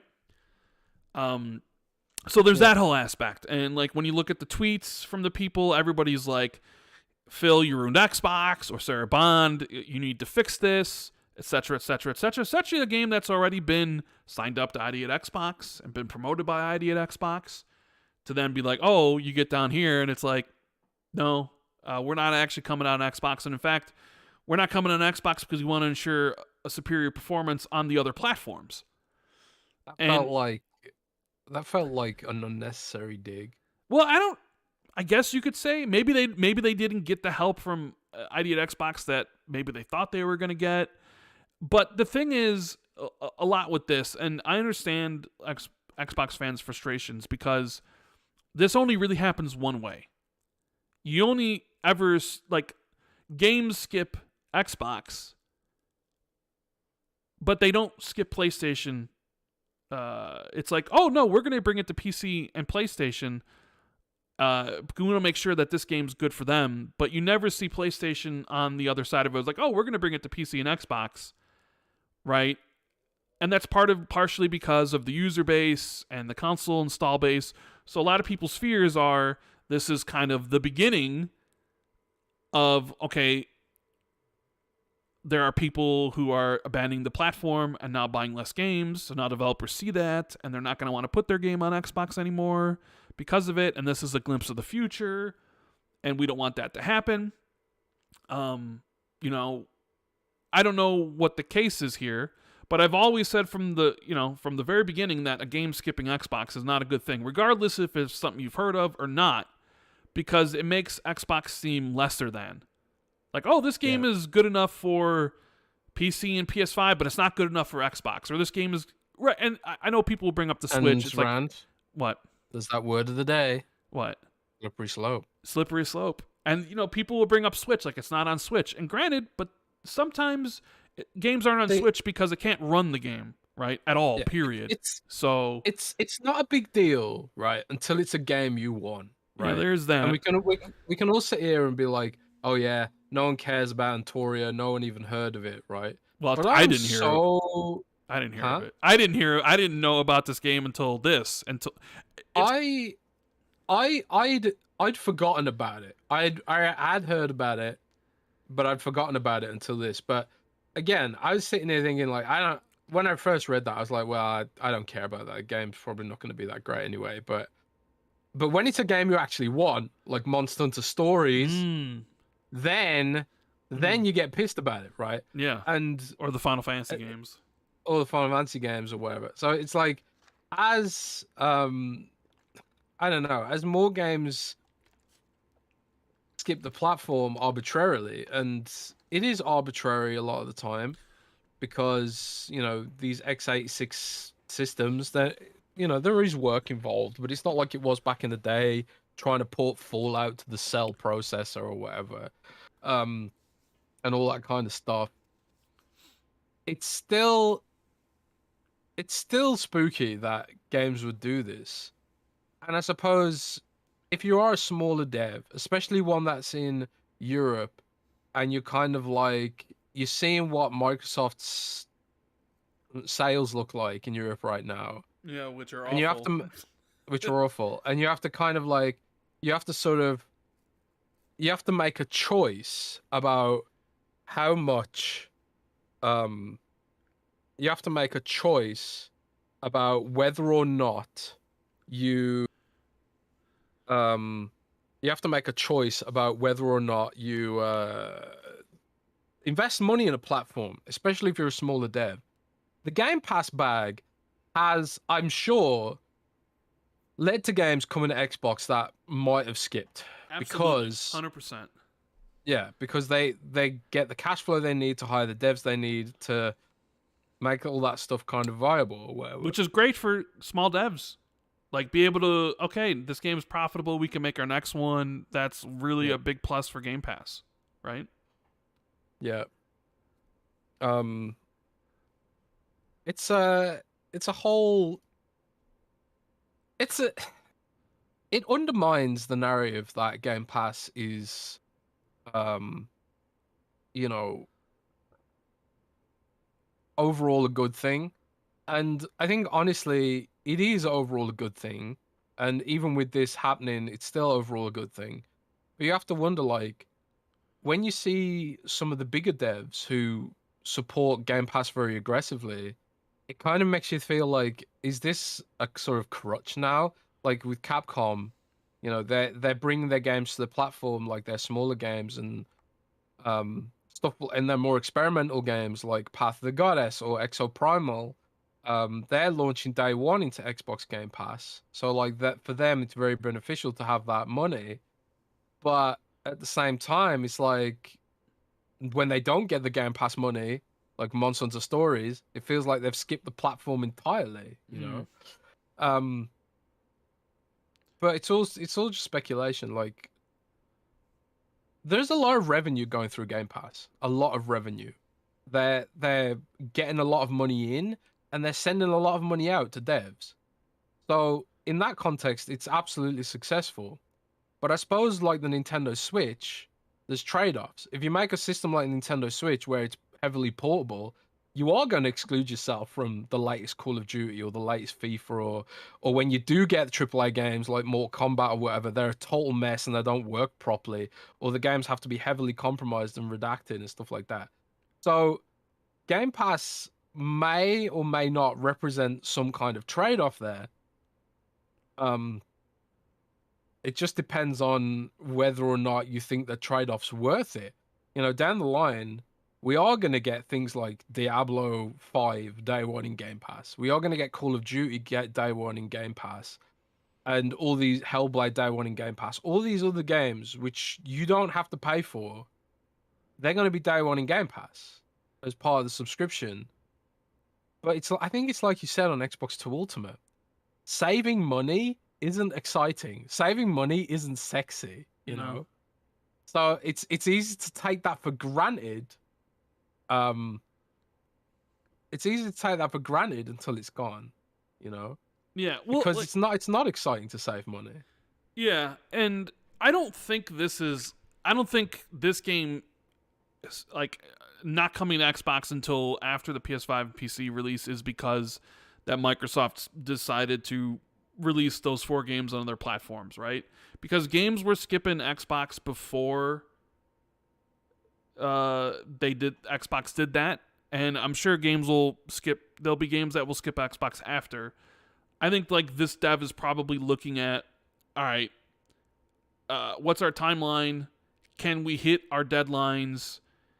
We're gonna have trouble hitting our deadlines. Okay, should we pull support for the Xbox version and focus on the 2 that are probably going to give us the most revenue? And I think that's probably more the case. It's like, well, we want to make sure that the where we are going to make the most money are the ones that are, a great experience for our fans. Now, I mean, just reading their statement, it's like, in the interest of ensuring a superior experience for PC and PlayStation 5 players to reassess the possibility. I mean, to me, that reads like we need to stop work on the Xbox version because we need to make the PC and PS5 versions better. And we're not able to do that right now. Right? So we're going to stop doing this. But it says a lot about the Xbox platform to a certain extent that a dev is comfortable saying this and is like, yeah, we can drop this version and we'll determine later if we're going to add it. Because I don't think it would be the other way around. Like, you wouldn't drop the PlayStation version to focus on the Xbox version. So it says a lot about like how some devs view the platform, and it's never a good thing when games skip. And I'll keep on saying that, even if I'm not interested in it. Right? I don't care about Monster Hunter Stories. I honestly don't care about most of the Japanese games that don't come to Xbox. This game I had no idea even existed. But I have always said that this isn't a good thing. You want everything to come to your system. You don't want to give developers reasons to not support your platform. And I think people trying to tie it into like, oh, this is because of their recent exclusives going multi-plat. Like, I don't think there's any bearing on this. I think they were just like, we need to make sure these versions are the best, and we're not going to be able to hit our time frame, so we're going to drop this version. So we'll probably see more of this, right? Like, it's not like this is a new thing. It hasn't been. But all you can really do is, keep on tagging Phil and keep on tagging Sarah in social media posts and being like, hey, what the hell's going on? Right? Why is this happening? And, it leads to... I'm not sure tagging Sarah's going to do anything. Well, I mean, I don't know. Who else are people going to tag? Like, this is probably above Phil's pay grade anyways. I mean, I'm sure the realistic people to tag are the people who work at ID at Xbox, essentially, right? And not necessarily. It'd be stuff like Chris Charler and Matt Booty, probably people to tag. But people know Phil and Sarah, right? So you go like to the top. Yeah. I mean, I guess you could tag Satya, but like he would care. But yeah, it's go ahead. Yeah, go ahead. People always like. It's difficult, right? Because Xbox has become so large, so big as an organization that like you can't expect Phil to have a hand in an indie game from Italy skipping the platform. There has to be like a point where they have to sort of pass responsibility on someone else. Like, a single person can't do all that stuff. Like, one of the things that I'm struggling with right now in my job is that I've become a managing editor, but I'm still trying to be a writer. And I'm finding it hard to juggle just those responsibilities. I can't imagine how much of an effort it is for someone like Phil or Sarah, who has to run an org with thousands of people in it. I'm struggling with a team of like 6 people, and I'm trying to compete with IGN and these big companies and stuff like that with the limited resources that I have and trying to grow and compete in this industry. And it is killing me, man. not to sound dramatic, but it's like this past year I've never worked as hard as I've ever worked in my life. And I'm sitting there thinking, like, how do people operate at this level? Like, what kind of inhuman levels of dedication do you have to all this kind of stuff? So, like, I really appreciate this idea that, making your voices heard and stuff like that. And I think that's important, and everyone should try and make their voices heard. And I think it's really important that I think it's important that we make our voices heard so that Phil has the context that he might not otherwise be getting because he is so busy, Um, being out of touch with your audience can be a really bad thing, no matter who you are, whether you're a small content creator or whether you're operating a huge gigantic company. But you have to do it in a way that's sort of respectful, and you have to do it in a sort of way that isn't toxic or whatever, because it kind of undermines your arguments if you are someone who just sort of getting off on the haterade. Because there are plenty of people who they just want to hate something, they just want to be angry, they want to be in this outrage thing. You got this whole thing with Kate Middleton right now, where like for like weeks and weeks and weeks, people were making all these conspiracy theories that she was dead, or that she had body doubles, or that she was an alien or something. And like now she's had to come back and just be like, no, actually, it's that I've had treatment for cancer. And I was trying to keep a lid on it so that I could explain it to my kids in a way that wouldn't freak them out, because she's got like a bunch of little kids, and it's just like, but people were hating for like weeks and weeks and weeks and completely losing their humanity over it, really. And it goes back to what you were saying about when people are face to face, it's different, but we're getting used to this point where everyone's just a faceless entity. And Phil and Sarah are not, and the rest of them, they're not faceless entities. They're people with responsibilities and daily workflow. So, when you are doing your feedback, you have to try and be as respectful as possible. Right. Um, but it's it is a reality that, if you are an Italian dev and you see what the install base is like of Xbox in your country, where you're probably that's the audience you're most in touch with, probably, is your home country, right? And like that, the audience there is probably like, well, we don't own an Xboxes anyway. It's probably a no-brainer for them to save a lot of money by at least postponing the Xbox port until maybe they could get some support from Microsoft and stuff. Because more so than ever, all platforms are paying money to devs and publishers to acquire content, whether it's through marketing deals, whether it's through pre-order bonuses. There's like money that changes hands to fund that sort of perpetuation. It's like, the whole Call of Duty marketing deal with PlayStation, you know, that's Sony giving money to Activision to ensure that their customers have a premier experience over Xbox. Um, so the money flowing from game platform holders to publishers has never been higher than ever. Uh, um, has never been higher. And these are all overheads that, you know, mobile phones don't have to deal with, or mobile games don't have to deal with, and it's risk that mobile games don't have to deal with. So you have to. It's no wonder that there's so much emphasis being put on mobile. Where Apple's not gonna spend any money to acquire content on their phones. They don't give a shit because they've got a monopoly. The Department of Justice is suing Apple for this. So it just became like a big ramble about this game, which no one here was probably um no one is probably that bothered about. Um I don't know. I saw a lot of people bother about it last night.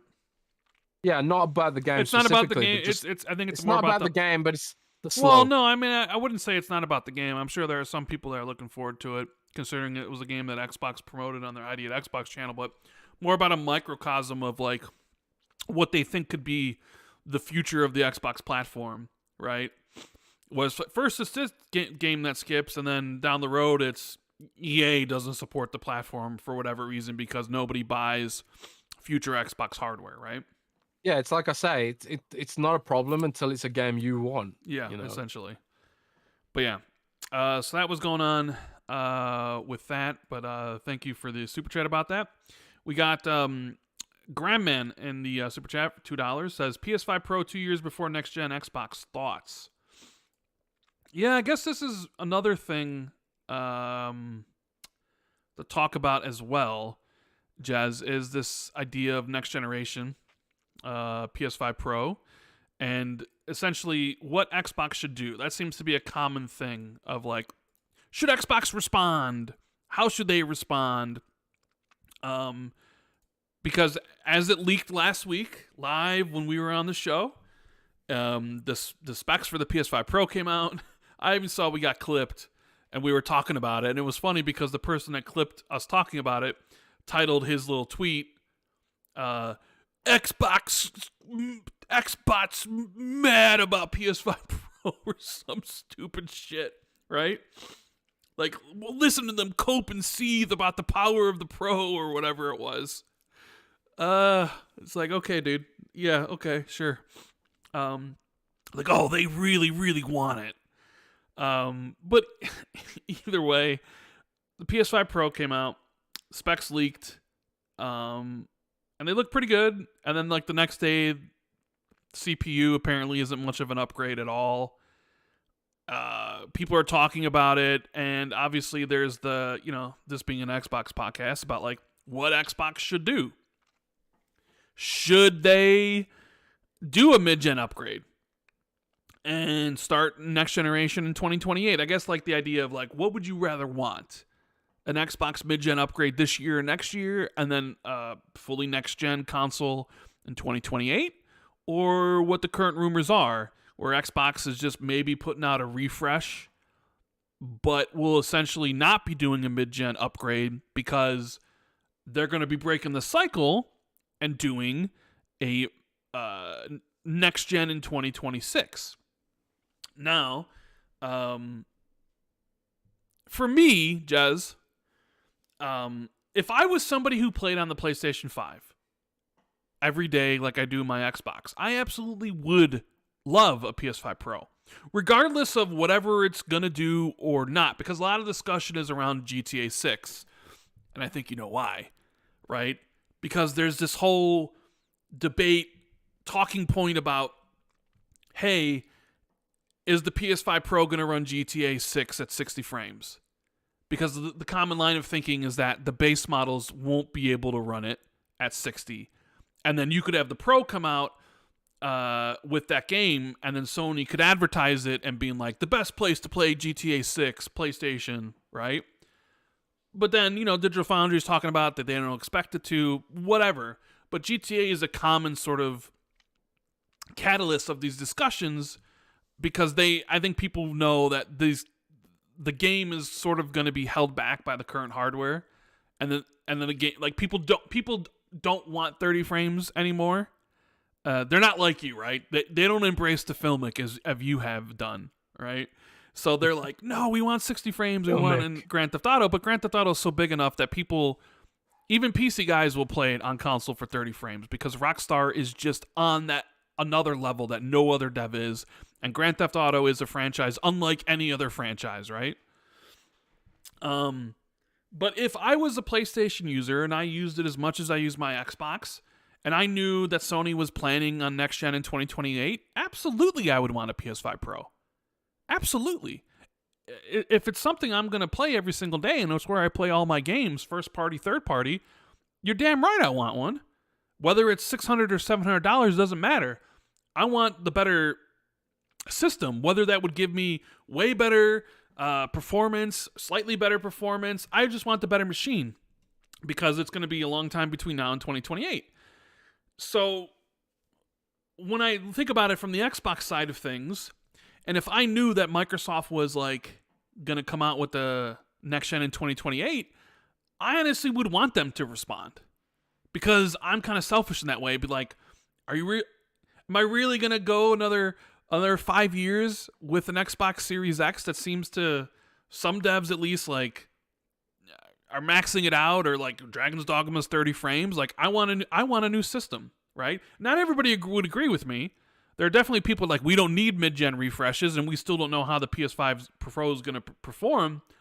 I put a poll up on my Twitter about, do you want Xbox Series X Pro, and most people said no. Right, but I'm just saying for myself, and maybe I'm out on a limb on this, but I would want one if I knew Microsoft wasn't giving me a new console until 2028. But if that's not the plan, and the plan is, okay, we're going to do something new in 2026, then it'd be a different story. And it's tough to really say, like, what should Xbox do, because we don't know the plans. I mean, we sort of knew what the plans were in 2022, but it sounds like those have been changed. And instead of doing next gen in 2028, they're going to do it in 2026. I don't know, Jez, what do you want out of all this? I mean, I don't think the PS5 Pro interests you because you famously have said, like, you don't got enough room in your flat for a PS5, you know, that big machine, right? And I'm not interested in the PS5 Pro simply because I don't use my PS5 enough, right? I only turn it on and play it when there's exclusive games for the system that I want to play. But I mean, So, that's the other thing. It's like I mean, I could reorganize my desk to accommodate a PlayStation 5. mm-hmm. But it's like you say, I don't have time to play other games I've got now. I've got an RTX 4080 and you know, Horizon the new Horizon game just dropped on my PC. Sure did. And Ghost of Tsushima's coming soon, and you know, I still haven't finished I still haven't finished Days Gone or the original Horizon yet. I've never played Spider-Man. All those games are available to me on my PC. So it's kind of like, well, it's the argument that PlayStation fans often use against Xbox, which is like, why would I buy this when it's all on PC? Well, I have the same question in the inverse. Why would I buy a PlayStation 5 when I know all that stuff's coming to PC? And soon it's going to be coming to PC day and date. I've got a PC powerful enough to do it, so why wouldn't I do it? You know. At the same time, I do prefer playing on console. Um, but not to the point where I'd have a console just for exclusives. I play like all. I'm the opposite way. I've used my PC for exclusives, like World of Warcraft or Heroes of the Storm, which aren't on console, and I use my console for everything else because it's hooked up to my TV and I prefer it, you know. So, but so I can't comment on the PS5 Pro. You know, it sounds cool and it sounds like Sony's getting their foot in the door on upscaling technology and all that kind of stuff. Right, the So PSSR tech that they have in it. yeah. The AI cores Which or I whatever would they're assume doing. Xbox would have some similar tech to that whenever they do drop their new consoles, right? Yeah. I mean, Microsoft's going to be working on that kind of stuff, you know. So and even though it's like the same CPU and it's probably not going to offer the kind of performance enhancements that people would dream of and imagine that it could probably have. It's going to be like an Xbox One X kind of deal, probably to some degree at least. I would still get one. I would still get an Xbox Series X Pro because I just want to have the best option that's available because I do play so many games and it's my main hobby in life. So why wouldn't I, you know, it's a hobby for me to buy these consoles, you know? And also it's part of my job, you know. So but I would have done it even if I wasn't working in this industry. I'd still buy it because I'd still want to get all the best, providing that I could afford it, you know, at the time. But if I still had a job like I had before I started writing, which I was a minimum wage IT guy, I might hold off on a mid-gen upgrade because back then I didn't just spend money willy-nilly. I was like a little bit more conservative about spending money. Like I would have walked instead of getting a taxi or a bus, for example. I wouldn't have taken vacations because it costs money, too much money. I wouldn't have got takeout food because it costs money, all that kind of stuff. So when you think back to the way things were like, and you know how when you're a console fan and maybe you got a family and they take priority and all that kind of stuff, it's important that you prioritize. So yeah, I can see why some people would balk at this idea of an incremental upgrade when it's not necessarily it's probably going to be obsolete again very soon, if not pretty much launching obsolete because of the CPU stuff. A lot of people kind of want um to live in a scenario where you can get PC like performance with a console like price point.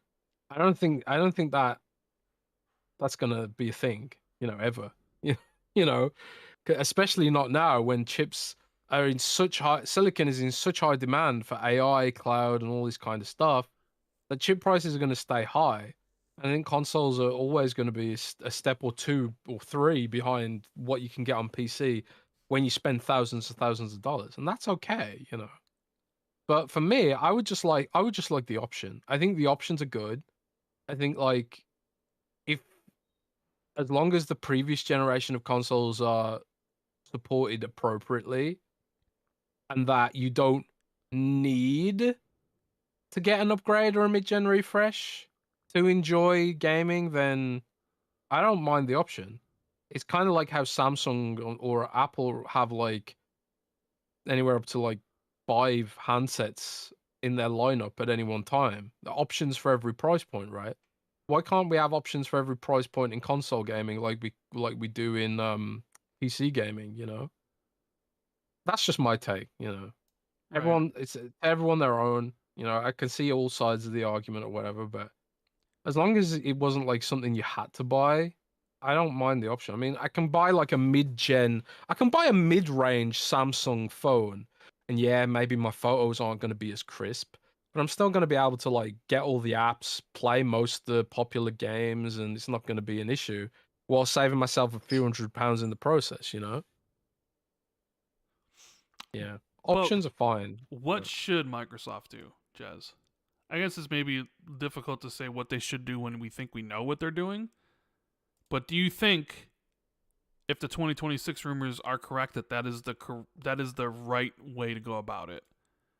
Like, not do a mid-gen refresh because it's probably going to be too expensive, and the upgrade isn't going to be what you think it's going to be, and just go straight to next gen early, decouple yourself from always of the forever.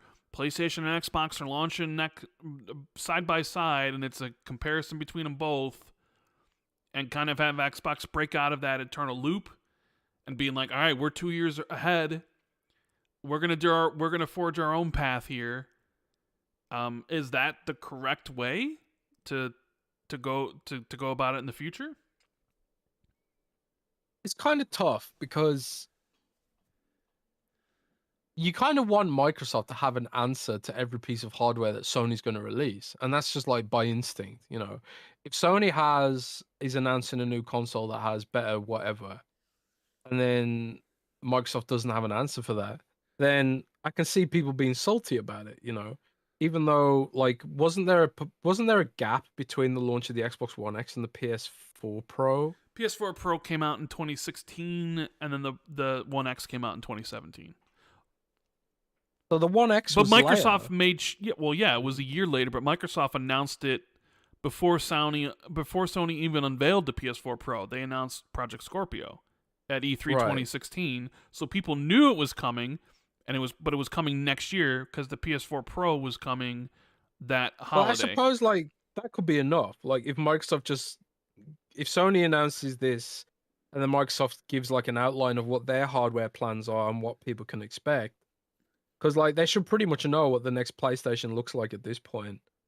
I think as long as Xbox fans know what to expect, I think that's fine. So for me, I think as long as people are informed about what the hardware plan is and what the deliverable is, then I think it's fine to decouple Microsoft for the consoles to decouple each other from trying to meet each other head on. Because Samsung and Apple don't meet each other head on. Like why do they? Like people are kind of locked into those ecosystems to some degree. If you're a Samsung guy, you prefer having your Samsung phones. If you're an iPhone person, you prefer having your iPhone or whatever. And it's difficult to switch when you've kind of, you bought all your apps and whatever on one platform. It becomes difficult to switch, but not so much like, because you might have like $100 maximum of apps on your iPhone, but you might have thousands of dollars worth of games on your console. So I'd say it's even harder to switch console than it is to switch your mobile phone primary platform, I would say. Um, so I don't think it's a big deal if they decouple, but I don't know if you feel differently, Ren. I mean, what are your thoughts on it? I guess it really depends. You often seem to know like how people are going to react a little bit better. Well, I mean, there are definitely people who don't like the fact that Microsoft is not immediately responding to the PS5 Pro, because moving forward, all digital Foundry face-offs will just be like, PS5 Pro is the best place to play these games, right? Like currently with the PS5 and Xbox, sometimes Xbox is doing better. Like I think Xbox is performing better with Dragon's Dogma and frame rate than the PS5, but I think the PS5 version is higher resolution. So some games the Xbox version is the winner, and some games the PlayStation version is the winner, right? But you're going to lose that, right? Because the PS5 Pro will most likely be, if you have a console, that is going to be the best version of the game, especially in a time where Grand Theft Auto 6 is about to come out next year, because we don't think Xbox is going to have a response for that, and more than likely Sony's going to have the marketing rights for it, and it's probably the next it is the biggest event for next gen or current gen. Is literally going to be Grand Theft Auto 6. Who's going to be able to pull people in? Do you still have people playing on Xbox One and the 360? This is the game that's going to get them to upgrade. This could be the game to get people to upgrade from their PS5 to PS5 Pro if it's better, right? So I think some people look at that, some fans that are also very much ingrained in like, my console's better than yours. You lose that.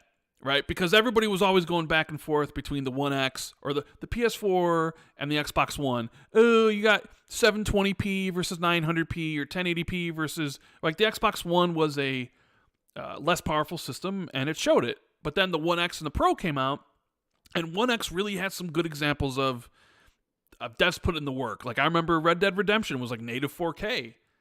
Where the PlayStation 4 Pro wasn't. And some games really looked better and ran better on the Pro, and some games didn't. But I don't know how many people actually ended up buying those mid-gen refreshes. They never really talked too much about that.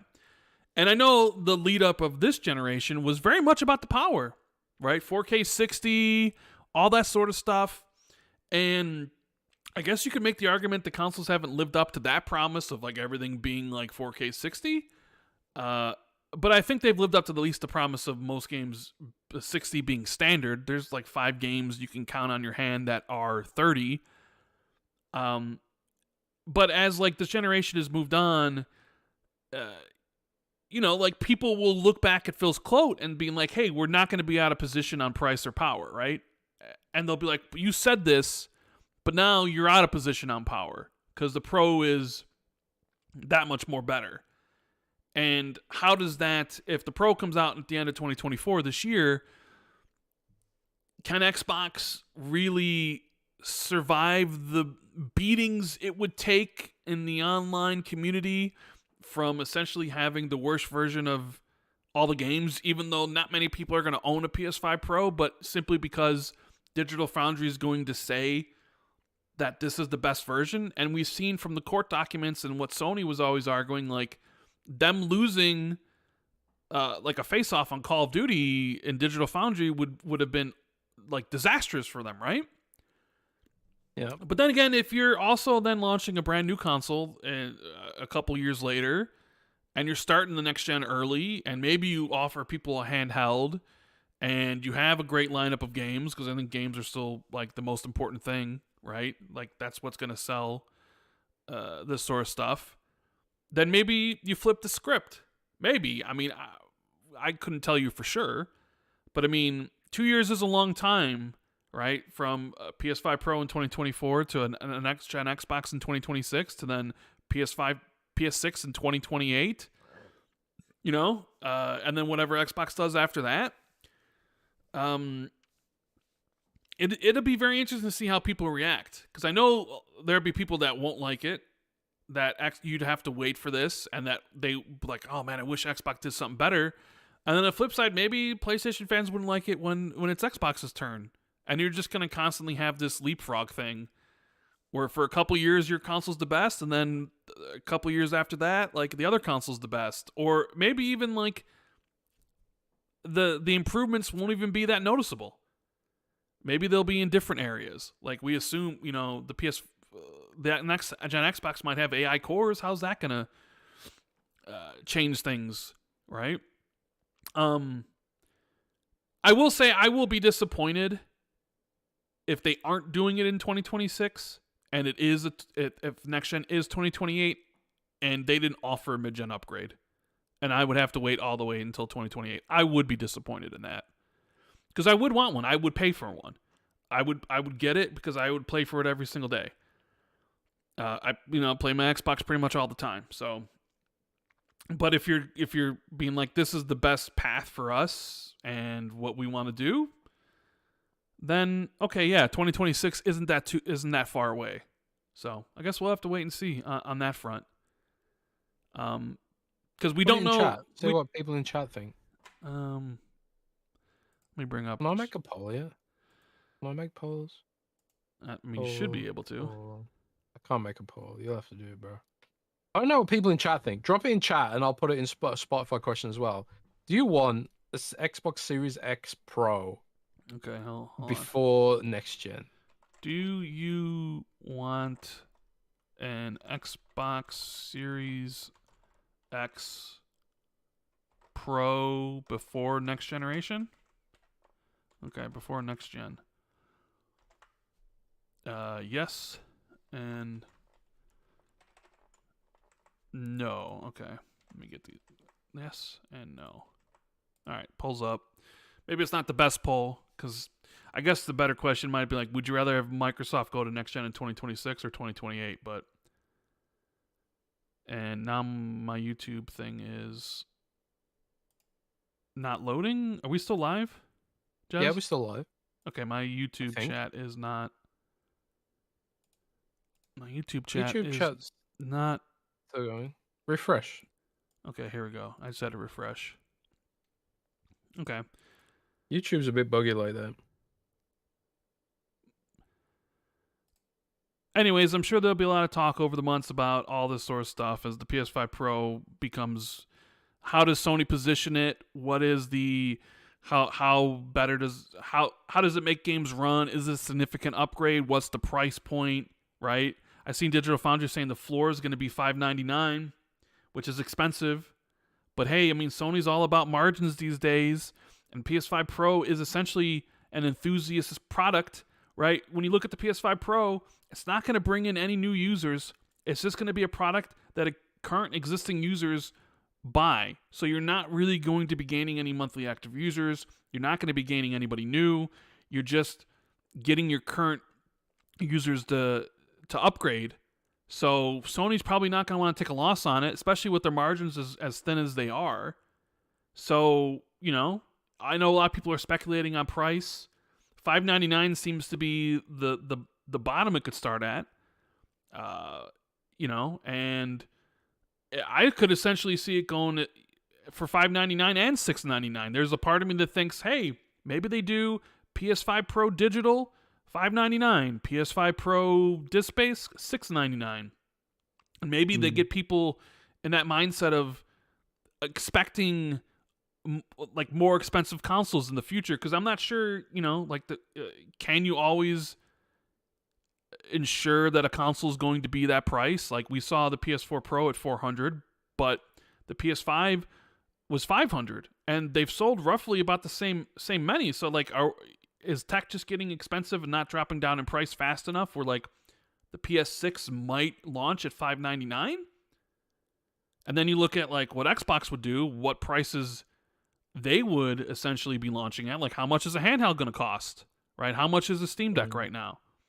How many different versions? Like, right, they have 3 versions, but if you like, you don't want, I don't know if you want the cheap one, but you want the one with the most memory. But isn't that like $600 or something?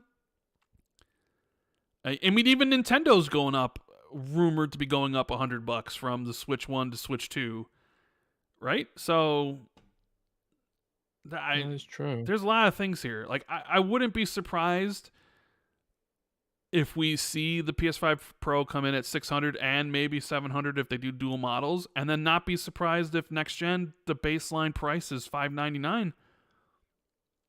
People are saying the poll is broke. Yeah, I don't know. Poll doesn't work. Poll doesn't work. I guess that was what the problem was. Well, people voted in it, but yeah, it wasn't Oh showing yeah, it. it was broke on display. So I ended the poll and it said 74% said no, they don't want a Series X Pro. Anyways, enough about that. Let's get to more of these super chats to see people have dropped in here. We have Dave Ramos with the 5. Could the new GDK be related to a Gen 9 handheld based on Zen 3 and RDNA 4, but equivalent to a Series S? Not necessarily a new gen per se. Talking about like the South Korea dev thing. I don't think it has anything to do with the handheld at all, but I could be wrong, right? Yeah, I have no idea. You need to look into I'll try that. and dig into that. Yeah. I'll dig into it. Taymaster Jiu-Jitsu says, no point in an Xbox handheld if there's 0 exclusives.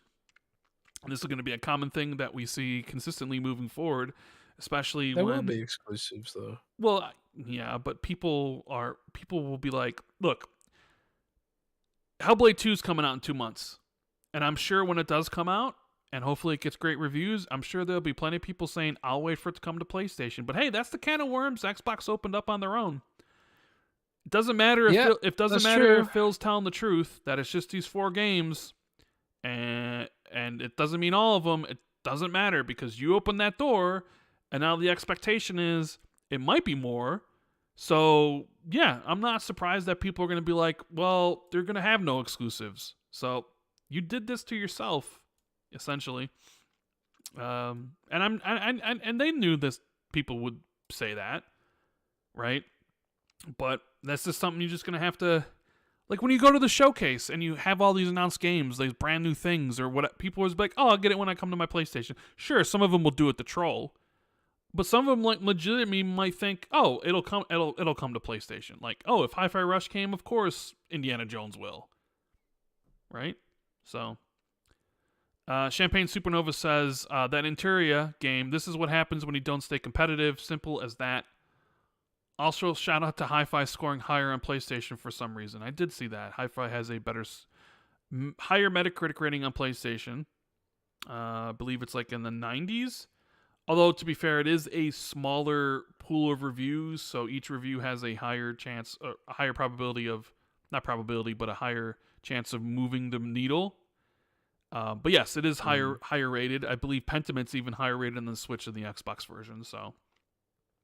I don't really see a lot of people talking about Hi-Fi Rush right now, because Rise of the Ronin just came out, and so did Dragon's Dogma, and I think it was a bad time to release that game if you were looking for extra sales. RDX Son of Fett says, with the $6.99 Canadian, Microsoft don't care about the box or Halo. They've made promises. They don't keep them. The community is tired of being lied to and betrayed. Some people definitely do feel like that, right?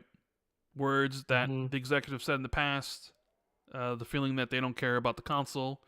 I mean, you know, with Xbox sales in Europe being down 47%, there's no way to spin that. That's an awful number. Europe doesn't really care for Xbox, and why should they? Especially when you have the PlayStation and Switch, and Xbox does piss poor localization in a lot of those countries. And most people's friends have the other consoles. It's like, yeah, but this is kind of also, you reap what you sow to a certain extent. Like, Xbox has kind of been out there shouting from the rooftops, you don't need an Xbox console to enjoy Xbox games. And then be surprised when people don't buy your console because they don't need it. Because you've been out there saying you don't have to have it, right? So, yeah. Supernova with the $5. Why did Shinji leave Tango if Microsoft guarantees creative freedom? Is it because of bonuses if a game's success in Game Pass? We'll never know the full details of why Shinji Mikami left Microsoft. I just saw that he founded a new company. Yeah, to be expected. Yeah. He had a non-compete clause in his contract he had to work out. I suppose that's so, like, in case he went to an EA or something like that to build a horror game. But yeah, it's kind of sucks because my dream was like, oh man, Microsoft wants the Evil Within to be like their horror pillar or whatever, but it was not meant to be. Well, I remember seeing this reporting by Imran Khan when he left Tango. He was saying that Sinjay actually wanted to leave Tango before. And then they got acquired, and essentially he wanted to leave before, but he was worried that if he did leave Tango, Bethesda would just shut down Tango GameWorks. So Right. once Bethesda was acquired by Microsoft, that he felt Tango's future was secured, that he felt he could leave and not Felt worry confident. about the studio closing down and everybody losing their jobs, essentially. Yeah, that's fair enough. So, but yeah, I mean Hi-Fi Rush, like, I don't know how much of a commercial success or not Hi-Fi Rush had been, but it was a fantastic game, and there's clearly a huge amount of potential in that studio. It just needs to be realized, I guess. yeah. I mean, I look forward to whatever Kamiya does next. I mean, he's one of the all-time greats. So, Shinji. You mean Shinji? Shinji, yeah. So I was gonna get these names Said confused. Kamiya. Nah, he's the Scalebound guy, right? Yeah, Scale. Yeah, Oh, there's Shinji. your Scalebound for this week. Mikami. Yeah, so. Grandman with the $2 says, Jez told me you've been secretly playing Pokemon. Well, Jez has been lying to you, Grandman. I have not. Maybe D3KU you with should. the $5 says, didn't they say in the podcast was filled that the next Xbox console will see the biggest jump in performance? Jez, are you looking into Halo news yet? They actually didn't say that. They said it would be the biggest technical leap they've ever seen. But they also didn't mention anything about power. So they didn't mention anything about performance, just that it would be the largest technical leap. But what does that really mean? Does that just mean AI? Right? So, I don't know. There's a part of me, like Sarah did say that they were going to announce new hardware this year. And if the PS5 Pro does come out this holiday, I wonder if Microsoft would announce next generation at some point this year. Similar to what they did with Scorpio and Xbox One X, where they knew the Pro was coming out that holiday, and they were like, by the way, we have something better coming next year. But then again, if their next gen is 2 years away, people aren't really buying your hardware as is. And if you come out there and announce like, hey, we got new hardware coming in 2 years, are people going to stop buying your current hardware that you're making? Or, was she talking about just like, hey, we got a refresh of the Series X or whatever? I don't know. But are you looking into any Halo news yet, Jez? Halo just finished up with Season 2. They just put an update with the networking rework. Yeah, I have not, man. I've been 100% swamped with content plan for Dragon's Dogma 2. There you go. But I'll try and find out some Halo information down the line. It's really difficult, and we were talking earlier about Kotaku's company prioritizing guides and stuff, and search traffic, because that's what guides are for, really. They're for search traffic. When people searches an answer to a problem, whether it's in AI or whether it's on YouTube or whether it's in Google, it's like a guide will get clicks forever. Like, people still look up my Resident Evil 7 guides, for God's sake. Some of my Resident Evil 7 guides are like some of the highest traffic articles I've ever written, or my Fallout 4 perks list guide from back in the day, and stuff like that. So.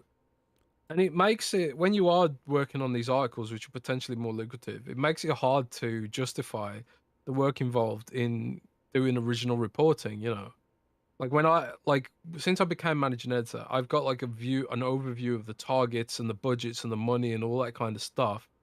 And it makes it harder to justify doing that original reporting stuff, because your original report will live and die within a day, It's hard, man. So like I try and do it on the side, because I want to bring the community that insight and that information. But this is why journalism suffered over the years, and I see it more and more and more now. I've got a better view of the money. There's no money in it. No one wants to pay for journalism, and everyone uses ad blockers and all that kind of stuff. So then you get companies doing even more aggressive ads to offset the fact that everyone uses ad blockers, and that makes people want to use ad blockers even more. It's really hard to balance all that stuff. But I try and do everything. I try to do everything, and I'm gonna keep trying to do everything. So I will look into Halo. And I do potentially have a report coming out about Blizzard maybe next week. So I still do this stuff. It's just really hard to try and juggle everything that I've got to do. I'm trying to compete with IGN with a team of like 6-7 people. Yeah. When they've got like hundreds and hundreds of employees. It's not easy, man. No, it's really not easy. And it's you guys and the support of the community that really, really helps keep me going. It's crazy how much Windows Central punches above its weight. It really is. We're up there with like sites like some of these like really, really big sites that have loads of employees, and we've just got like a couple dozen employees across Windows Central. And we compete with these really, really big sites. I don't know how we do it, frankly. But that's like the legacy Windows Central's built up over the years. Right. Christopher Jesser with the 2 in the super chat says VGC just put out a leak that says GTA 6 could slip to 2026. And Elijah just sent me an article from Kotaku essentially saying the same thing. Breaking. Kotaku sources reportedly believe Grand Theft Auto 6 may not launch until 2026, but is still aiming for spring of 2025. And I guess they sort of say... That's quite a huge gap. I know, right? Like, it's spring... like, hey, we're still aiming for spring, but we might not actually launch until the following year. Like, until a year later? That's a huge landing strip for a report, sure I would say. That is. I mean... But I guess it might launch in 2025, but it might not. That's a big landing strip. I think the article does sort of state that one of the reasons why Take-Two demanded that like the devs come back to office, which they didn't like, was because the game was falling behind schedule. Right. It's like, oh, we need to bring everybody back. So I guess, Grand Theft Auto games always end up getting delayed at least once, right? That's kind of always the thing with Rockstar games. They get delayed. So all they've said in that trailer is 2025. Now, I've always been under the opinion that's going to be like September of 2025. I know some people think it might be earlier, but I always thought, if they say it's going to be spring, it's only one quick step to that being delayed at the end of the year. Now it's like, oh man, this might not come to 2026. Whew. Maybe it's an Xbox Next Gen launch title, Jez. Yeah, maybe. But like, on that point about games getting delayed or not getting delayed on a long landing strip, I actually heard that Diablo 4, they were considering a 6-month delay for that game. Really? To backlog some of the live service elements, because that's been one of the issues with Diablo 4. Has been the live service element to the game, right? Yeah, and they just did a campfire where they detailed a whole bunch of changes to the point where PC Gamer wrote some clickbait article about how it's a different game now or whatever. Yeah. Oh man, see, this is another thing. I hated that title, PC Gamer, but it worked. Article, but my God, did it work? That did way better than our article on the same thing, because the title was really, really good title, and that's the job. That's the job, is to get those clicks in. Dude, it's March 22nd. I'm looking out my window right now, and it's snowing. Snowing? It's snowing right now. Well, it says really rain, but I'm looking at it, and I'm like, that ain't rain. Yeah, snow is expected to stop in 40 minutes. Yeah. It might be nuclear 36 degrees out right now, and it's literally snowing, and it's March 22nd. Okay. Damn. Chicago with the weird weather as usual. Not surprised. Games and delays, I really do want Grand Theft. I mean, I'm looking forward to Grand Theft Auto so much, but that is like a huge like. Oh, it could come out in spring, but then again, maybe next year. It could be the following year. Like, okay. Dave Ramos with the $2 super chat for GTA 6. Buy marketing rights and exclusive Game Pass perks. I mean, I would agree with you. It'd be a good way to get that stuff, but I have a feeling those marketing rights have already been settled. Because, you're talking about the biggest game of the generation. Like, somebody's paying for that. John Jones. I think GTA will be a big event. Lots of people will upgrade their console for it. Oh, it'll be the biggest. A lot event. of people are still on Xbox One, man. A lot of people are still on Xbox One, and they're happy to be there because Matt Piscatella from Sakana put out some figures recently where it was like, was it Matt Piscatella or someone else? No, it was Arthur Jez, I think his name is. I saw him post some photos from GDC where I can't remember the exact figures off the top of my head, but it was something like 80% of playtime hours are represented by just a couple dozen games, and those are like your service games, right? Yeah, the black hole games they call them, the Fortnites. The black hole games. So like if 80% of your dev hours are going to games that are still playable and monetizable on PS4 and Xbox One, like it's hard to justify upgrading, and I suppose that's the downside of backwards compatibility. Like on the one hand, backwards compatibility is awesome because we get all the backwards compatibility stuff, but on the flip side, it means less people upgrade. But does it matter if people upgrade? Not really, as long as they're still buying games and buying microtransactions. The margins on a console sold, the margins on a console sold is 0%. But I suppose like as we get further into the gen, it's like the devs are gonna start wanting to have their Xbox Series S and X as having a bigger install base.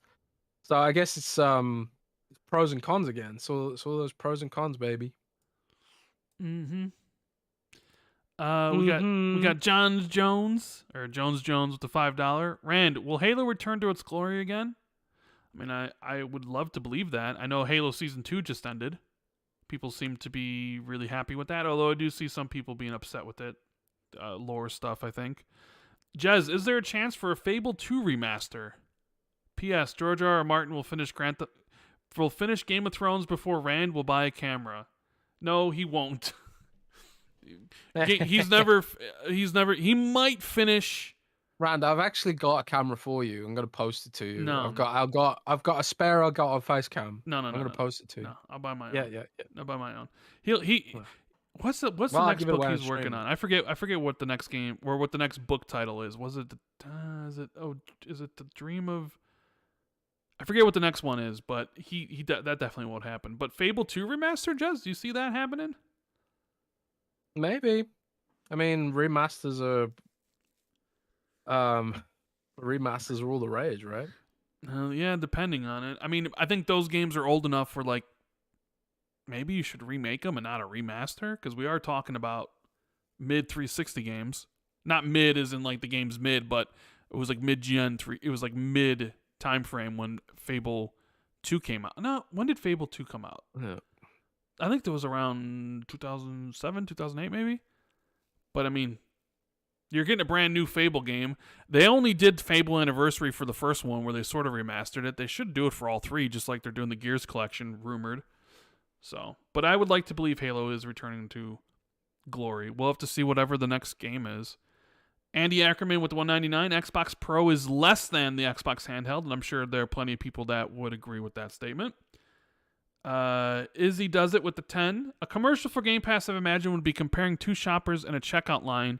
Shopper A has one game, Shopper B has a cart full of games for only the price of Game Pass. That's a good image. But I think the problem, when I mean like selling, trying to market value is a very difficult thing, right?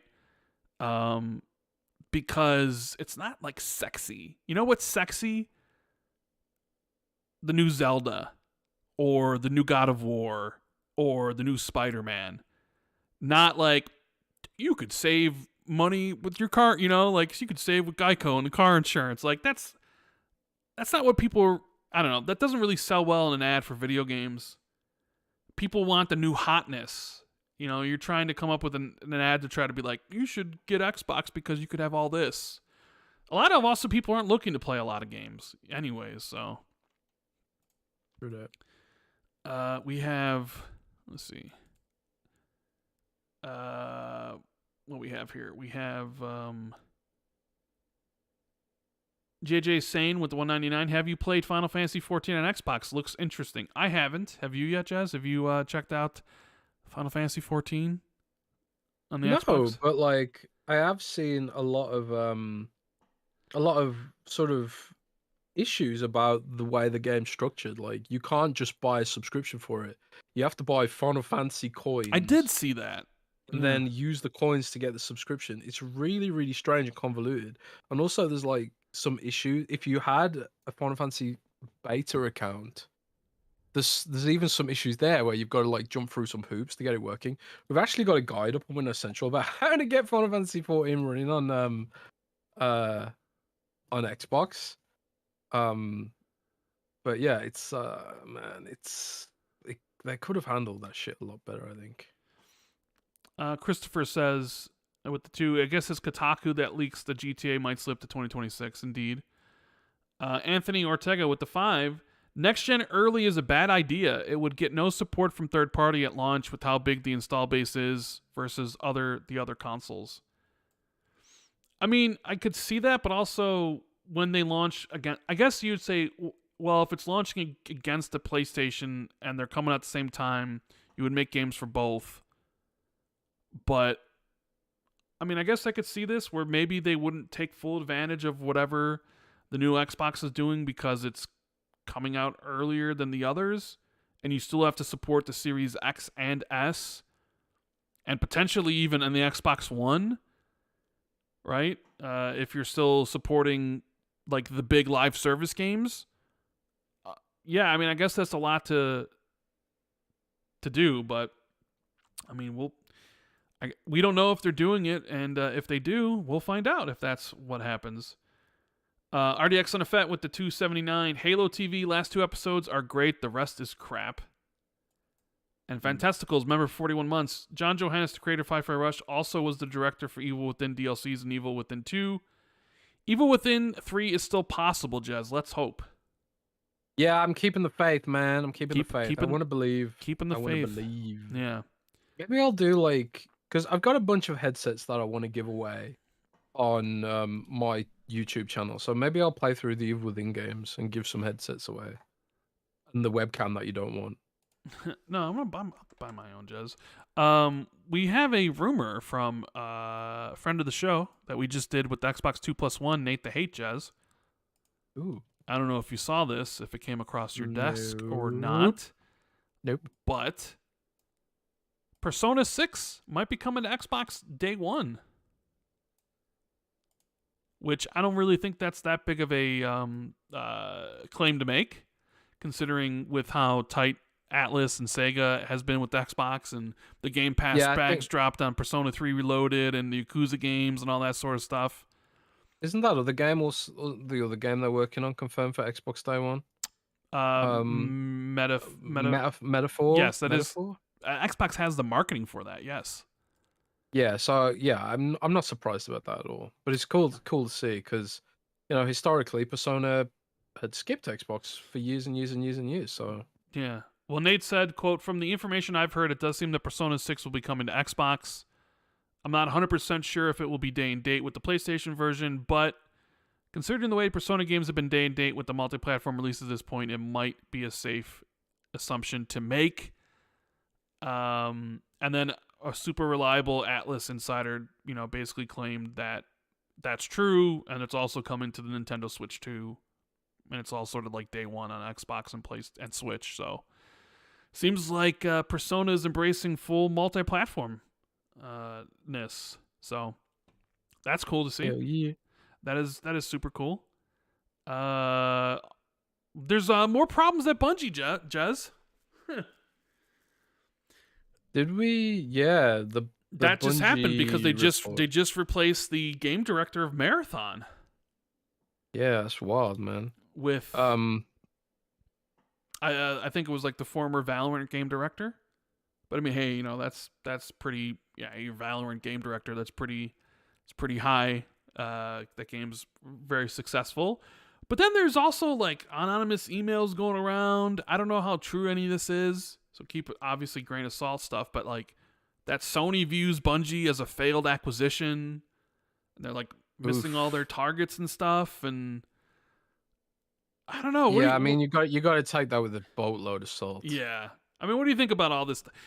It really does seem like since they joined PlayStation, it's kind of hasn't really been anything good with Bungie, right? It seems like Destiny 2 has suffered. Marathon is going through some changes. Apparently, the other game they're working on is like in a holding pattern. So, I mean, I will say, like, I want to preface this by saying I've never been. I want to preface this by saying I've never been a big Bungie fan. no, in general. I think when we talked about them canceling factions and other stuff, you laughed and said you're going to regret that. Imagine taking advice from Bungie. You weren't a fan of that idea, right? Essentially. No, I was just like, why are you going to take advice from Bungie on how to do a live service? You know, because I don't think Destiny's live service has been very good. You know, and with regards to Destiny 2 and stuff, maybe Activision and Bobby Kotick had a hand in that. You know, I because of sequelizing everything, having retail presence. Like he built the company on that, and for making money, it really does make sense, or at least it did back in the day. But all this stuff like content you paid for being vaulted and all this kind of stuff, I'm not that familiar with what Destiny's like these days. But when I played it, like when I played it at launch, it was super disappointing, I thought. And then I've tried playing some of the expansions and patches, and it just never gripped me for some reason. And I feel like it should have been. I feel like I should have been the target audience for that game. But anyway, that's irrelevant to the rest of it, right? Destiny has made a lot of money over the years, or generated a lot of revenue. But the thing is, like, costs always go up. So like when you're if your costs are going up, your server costs are going up, because remember, Destiny's all dedicated servers and stuff like that. You've got to generate ongoing revenue, and not only generate ongoing revenue, but more ongoing revenue because your costs are going up, right? So when Bungie sort of, I don't know if they're getting royalty payments from the classic Halo games. I would probably expect them probably not. So like what? So what do they fall back on? It's pretty much 100%. It's like 100% Destiny, right? And if Destiny's not doing very well in a sort of microcosm, then that could probably wreak havoc on the whole company. Like it's not a great foundation to build an entire company on, just a single game, when given how much it costs and given how big Bungie is, that's a lot of overheads there, So, but again, these anonymous emails, they might not even be real. I think there's still quite a lot of potential in the IP, and there are huge fans of it. There's a ton of established lore, a ton of established legacy, and people have had their characters for years and years and years and years. I think probably just needs a bit of, I don't know, fresh pair of eyes on it, maybe. Does PlayStation really think of it as a failure? That seems extreme to me. I don't know, but I mean, we'll see. I mean, are there any Destiny fans in the chat who can offer their perspective? If you're a Destiny fan or a big Bungie fan, drop in the chat and let us know what you think. I'll read out your comments. But there's also stuff like Sony are probably looking at how much Bungie costs and how much Destiny costs, and then they're looking at that, and then they're looking over the road and seeing what Helldivers is doing with a much smaller team, the much more virality. Dude, the return on investment on that game must be something, bro. Because obviously, I don't think Sony expected much from that. I'm not sure anybody did, maybe outside of Arrowhead.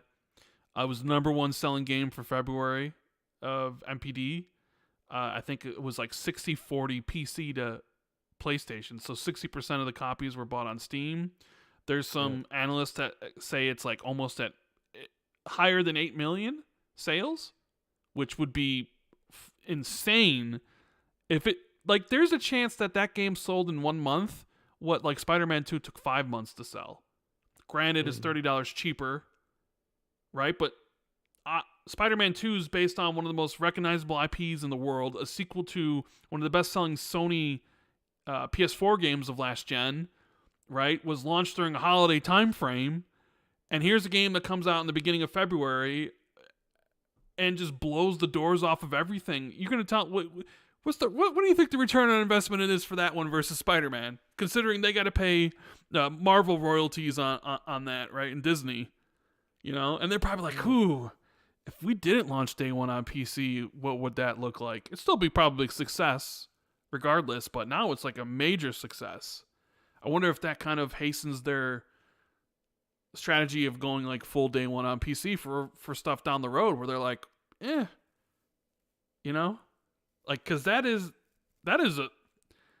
a monster number, and have PC account for like over 60% of it, or like 60% here in the States, and then potentially even more like overseas or whatever. Whew, that's a big number. Because Jay Rembert in the super chat with $5 says, "I'm concerned about the Xbox brand, but people need to stop acting like Sony isn't struggling, despite them being in first place." Yeah, people, some platforms have their own issues, right? Sony's canceling games, shutting down studios. Their first party lineup seems to be, nobody really knows what's going on after Stellar Blade, really. I mean, yeah, people know Wolverine and Death Stranding 2 and Concord are coming, but not sure when. And Connie Booth left PlayStation. She just joined EA, and I don't know if you saw that, but she's going to try to help revitalize BioWare, Jez. That should at least excite you somewhat, or maybe not. I don't know. I mean, I want to be excited, because Mass Effect and Dragon Age are like two of my favorite franchises of all time. Mm-hmm. But it's also EA. It is true. It's also EA. But I mean, she's done a lot of great work at PlayStation. That's true. And yeah, there's a lot of things going on, at PlayStation that kind of gets. But I got no faith, right? Because this has happened before. Okay. EA has hired big name people like Jade Raymond to make single player games, and then just snuffed it, or screwed it up. So I'm holding off, Right. EA needs to do a lot of work to get my interest back. Personally, I don't care. Like, if anyone else, I'm only speaking for myself here. Like, the way the Battlefield's been handled, because I'm a big fan of a lot of EA owned franchises. Like the way Battlefield's been handled over the years, the way BioWare's been handled over the years, and the constant drip feed of disappointment that I feel like EA has delivered to me over the years, just means I'm just gonna take a blanket wait and see approach to all things EA, man. It's fair enough. Anthony Ortega with the 20 says, during the FTC and Microsoft court case, we learned that even Activision was ready to stop bringing COD to Xbox unless they were given an 80-20 split for sales. So I don't blame smaller devs for not supporting. Well, I think the situation with Activision in that sense is different than the smaller devs. Unless you're referring to Antoria, because I think that's strictly just like more of like, we couldn't get the game ready in time, so we're going to drop one platform to make sure we can launch those other games at the best. But yeah, that was a power play. That was a money play. Where Activision's like, give us the split or we walk. And I think it worked, because I think they gave Activision what they wanted. So, because it'd be awful. You lost Call of Duty. I guess there's also a little bit of chicken being played there. Being like, if you don't do this, you're going to lose it. But then it's like, but you're going to lose 45% of your sales. Is that something you want to do? But yeah, we'll see. But now Xbox owns it anyways. So, and I guess Sony gets a better deal, because I guess they could revert it to what, 70-30 maybe?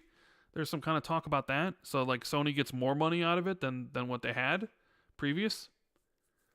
I don't know. Yeah, some of the Epic Store stuff, because GDC is going on right now. There was a trailer that was shown for Marvel 1943 Rise of Hydra. Jez, did you see this at all? This really incredible looking... Yeah, I couldn't believe it. I thought it Right? was a trailer for a movie or something. Look, Those the facial visuals are animations and absurd. everything. Whew. It really does cross that. Like, if you ever go watch like The Matrix Mm-hmm. Revolutions or The Matrix not Resurrections. What was the second one called? Reloaded. If you watch Reloaded. Matrix Reloaded, there's a bunch of scenes in that where they use full CGI without motion capture to animate Neo fighting Agent Smith during the big burly brawl thing. That scene, I absolutely love that scene as a kid. It was like, man, this is like live action Dragon Ball Z. It's kind of like how I took it as a kid or a teenager or whatever. But like, you go back and watch that, which was cutting edge CGI at the time, and then watch this trailer today. It's like, my God, we've come a long way. Because it looks really, really weird when you watch The Matrix. It looks like subpar compared to what video games you get. So the technology is really, really exciting. But I I'm not a huge Marvel fan. Everyone who's been listening to this for a while. So there's a hard cap on how excited I can get for any superhero game. I'm just generally not a superhero dude. But the it's a super it's an exciting vision of what games will look like. And I don't know if I've reported this here, Rand. Mm. I don't know if this is out there or not. I don't know if we've talked about it before on the show, but um, someone at the coalition got a promotion recently. Okay. Um, and what is her name off the top of my head? I can't remember her name off the top of my head. Oh yeah, so Kate Rayner. So Kate Rayner was in charge of technology at the coalition and in charge of the Unreal Engine stuff, and really turning the coalition into sort of like this studio, this authority on using the Unreal Engine, right? And they actually did, funnily enough, the Matrix demo, Right. which was sort of like a vision of what potentially could be possible with this with Unreal Engine 5, I think, or was it 6? I can't remember what numbers we're on now. I think it was Unreal Engine 5, right? Top of my head. Yes. Um, yeah, Unreal Engine 5. I can't remember what day of the week it is, let alone this stuff. But Kay Rayner has been promoted out of the coalition to head up a new division or a new team at Microsoft, whose job it is to get every other Microsoft studio that uses Unreal Engine up to the coalition's level. Mm. That's her job now. So like we've been hearing for years how like the coalition has been helping other studios to sort of improve their usage of Unreal Engine, and Microsoft's been developing internal tools that extend Unreal Engine, like that are like exclusive to Microsoft and stuff. So there's a whole team dedicated to that now at Microsoft, led by Kate Rayner. And I think that is so exciting to me that like all of Microsoft's games that use Unreal Engine could eventually get to that level. Right. That's so cool to me. So, but yeah, I believe this was an Unreal Engine thing, wasn't it? The Marvel game. I think so. I mean, it's at It's their the metahuman Epic tech thing, or whatever. yeah. But it looked so good. I was like, okay, it got my interest. Amy Hennig's working on this game. Hopefully it finally comes out because it's been a long time since we've seen a game from her. She was the one in charge of Uncharted 1, 2, and 3. But yeah, it looks like to the point where it's like, is that gonna be real? Like, what's the gameplay gonna be like? You're at that point. It was like, wow, this stuff is really getting great. Like, Yeah. truly amazing. Like, you're watching that and you're like, is that CGI or is that in game? Like, what exactly is it? I know they said there's no smoke and mirrors and they flew the camera around and stuff, so I guess it's not CGI. Maybe it's like in game stuff, but whoo, it does get you excited for that sort of thing.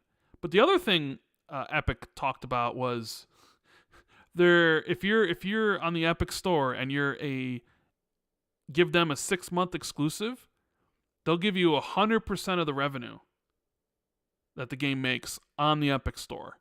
Obviously, it's a way to try to convince more developers to use the Epic Store and then, give them exclusive so you can get 100% because I think Valve has it 70/30. Although, isn't it like the more money you make, the less Valve gets. I think they made those changes, right? Or something like that recently, or maybe not recently. But when I saw this, the first thing that came to mind was 100% of nothing is still nothing, right? Yeah. Because PC gamers don't want to use the Epic Store. And when you have a game that's exclusive to the Epic Store, PC gamers basically pretend the game doesn't exist until it comes to Steam, because it will come to Steam at some point. I mean, not Alan Wake 2, because that was published by Epic, but any of these developers or publishers that take the extra money to be exclusive to Epic always eventually end up on Steam at some point. And the PC community, especially on Steam, only want to use Steam. They don't want to use other launchers. They don't want to download the Epic Store and use all that stuff. I mean, hey, great on Epic to try to use their platform to try to get more people over and to give devs like, hey, you want 100% of the money, you're going to, like, we won't even take a cut. But then it's like, yeah, but guess what? Like, you don't have any users on your platform for that to matter, right? I don't know. Do you think this would change anything? Offering 100% store cut for a 6 months exclusive, will we see more PC games go Epic exclusive to take advantage of that, or are you really like running the risk of angering PC gamers on Steam by doing that? Because it seems like they won't buy the game on Steam or buy the game on Epic. What do you think? You have to think of it this way. Do you really think a dev is gonna?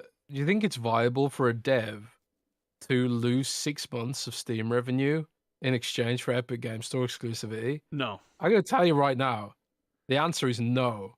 It's not worth it. And yeah, it makes Epic look good or whatever, or like they're trying to do cool stuff for the industry, but it's not worth it. Steam is just the default now. And I really think like if Epic really wants to take on Steam, they probably need to start looking at building more exclusive games, their own exclusive games. And I know Alan Wake 2 isn't on Steam, for example, and that could be an example of a second party Epic exclusive. But I think like they're trying to have their cake and eat it right now, and they're trying to be like, well, Fortnite's our exclusive. And it's like, well, I think you kind of, if you want to compete with Steam, you kind of need more than that. Because it's like, why wouldn't I just use Steam if I had the option to do so? All my games are already there, and it comes back to like, the console war. It's like, why would I switch platform when all my games are already on Xbox or PlayStation or whatever? All my games are already on Steam. All my friends' list is already on Steam. I think Epic Games is burning a hell of a lot of cash. The Fortnite cash. A hell of a lot of Fortnite cash and Unreal Engine cash, chasing something that just isn't going to happen. It's just never going to happen. They're never, ever going to take away Steam's crown, And it's kind of annoying in a way, because I do want Steam to have competition, because I think competition is really important and healthy, But people have spoken. People see competition as inconvenient.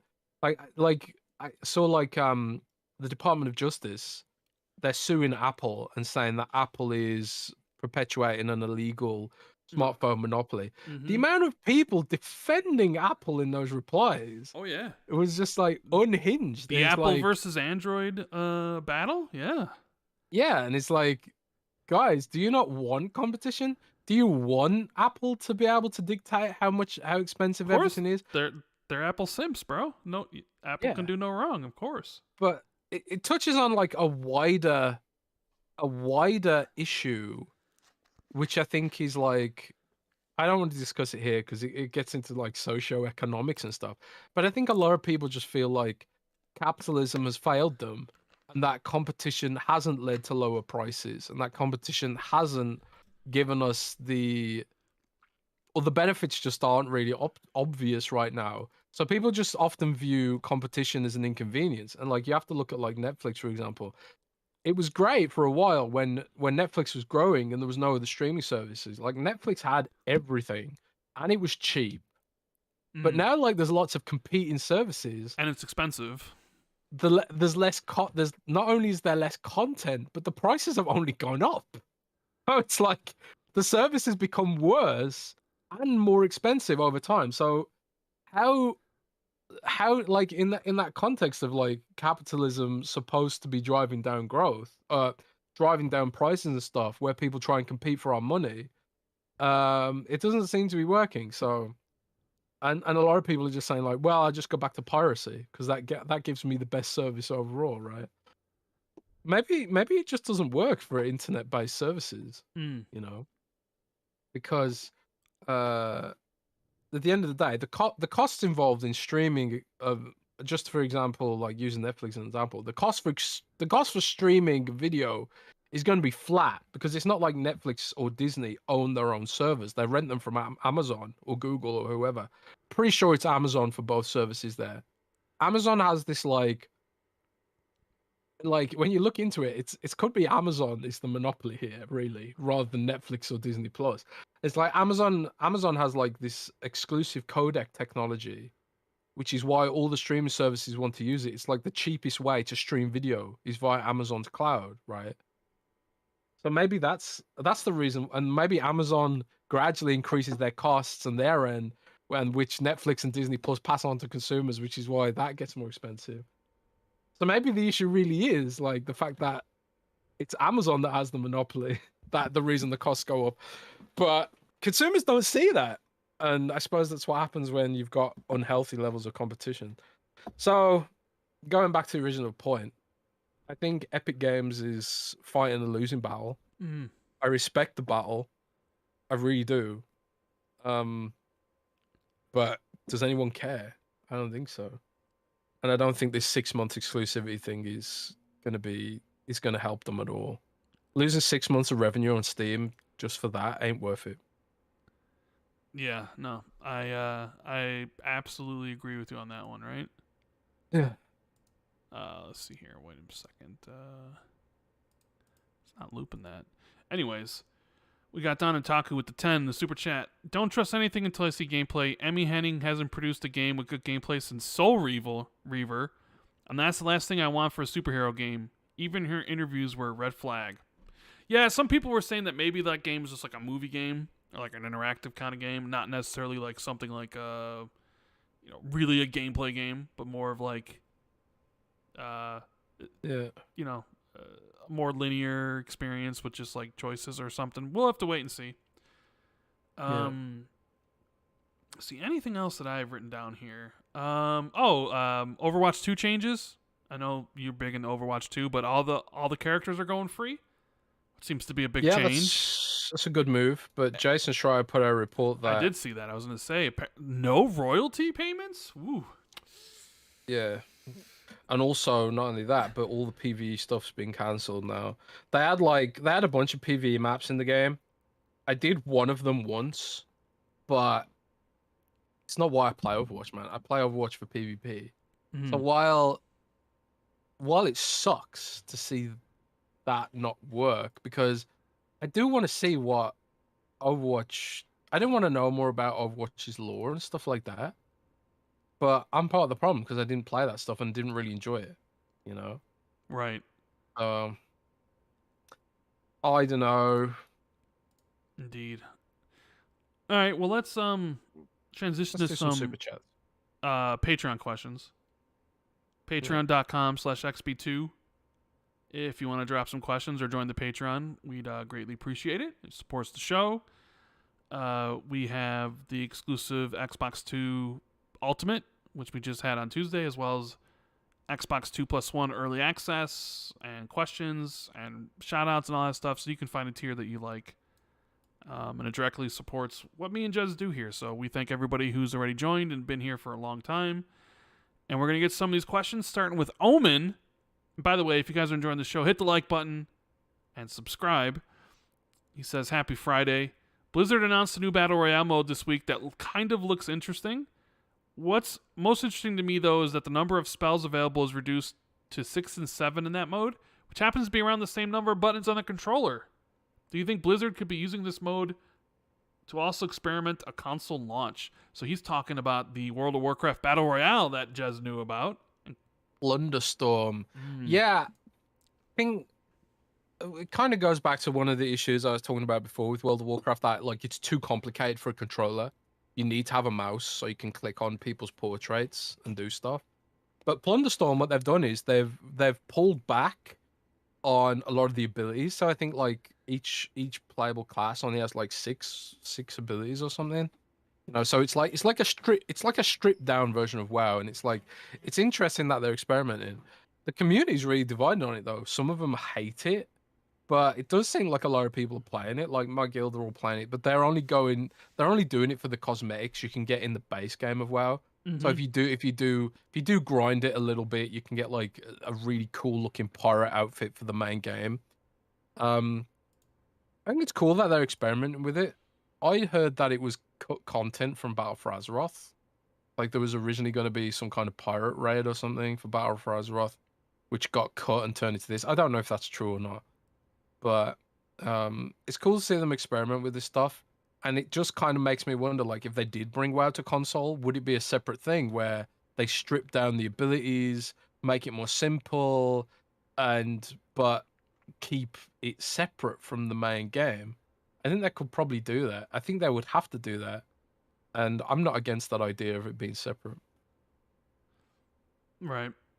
That is something you talked about on your other podcast, Unshackled Fury, right? Yeah, where I kind of teased that the Battle Royale was coming. I said, like, think about what Fortnite's been doing and stuff like that. So Silas, he says, Happy Friday to my favorite feelings-based podcasters. With Rand apparently retiring from the YouTube grind, it feels like an athlete just walking away without officially retiring, and Jez about to plunge into marital bliss. It seems as though it's a touch point time in your lives. Looking back at your lives to date, what moments in your lives are you guys most proud of? I'm not retired from YouTube and making videos. I'm just trying to find the passion again, essentially. I've had this discussion with Jez a lot about it, so I am not, in my mind, retired. So that's not true, Silas. And I don't think people want me to be, but sometimes you just lose the passion, you know? But yeah, I mean, Jez is about to get married, as we know, right? yeah, man. Yeah. What are some of the parts of your lives that you're greatly most proud of? What about you, Jez? What are you most proud of?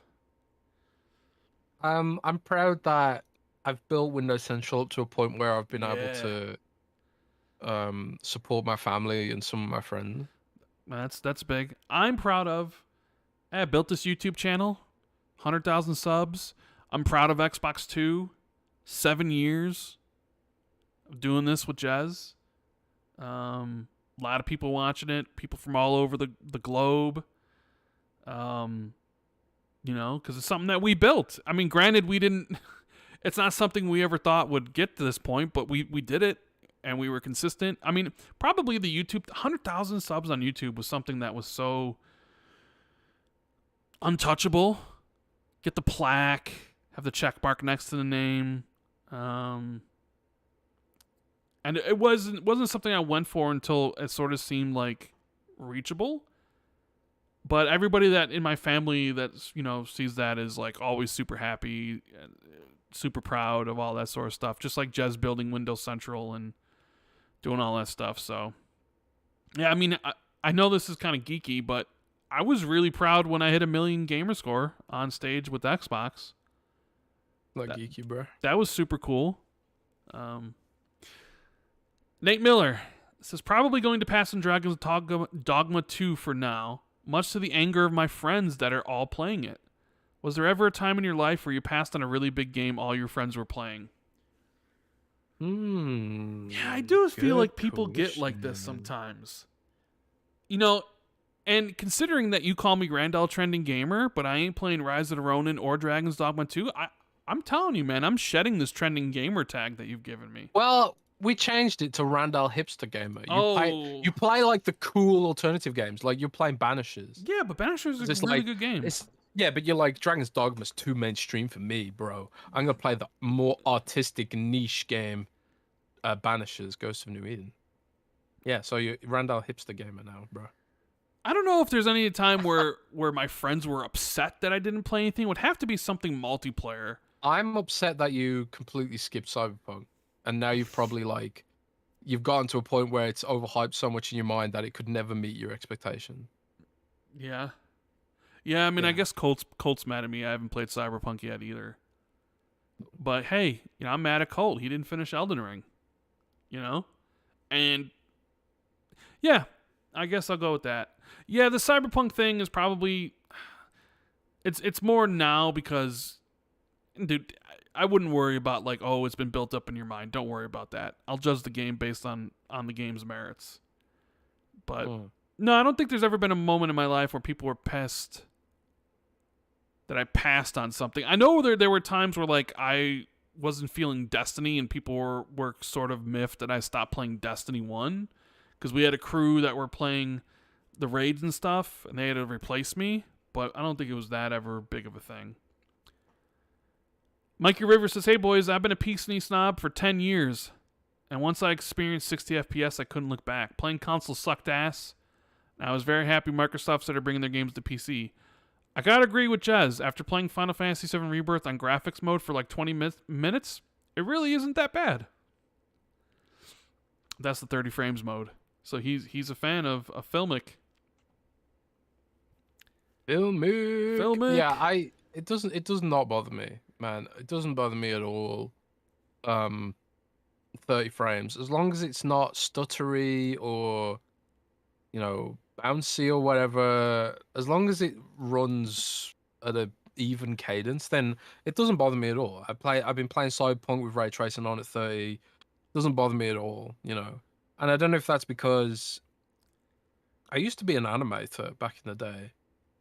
I used to animate at 16 frames per second because it was like I wouldn't have to do as many frames, So I'm kind of, and I remember when some people were like, "Oh, you should animate at 24 frames per second," and I was like, "Oh man, but you have to do so many extra frames if you're doing that."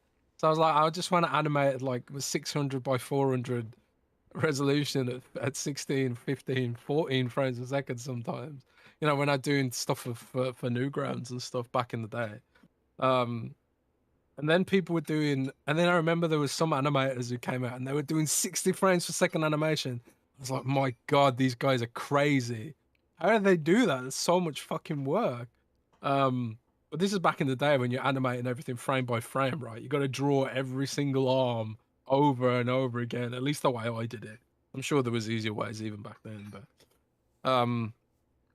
but yeah, it doesn't bother me. Frame stuff just never bothers me, and I'm totally part of that Filmic train, man. At least for single player games.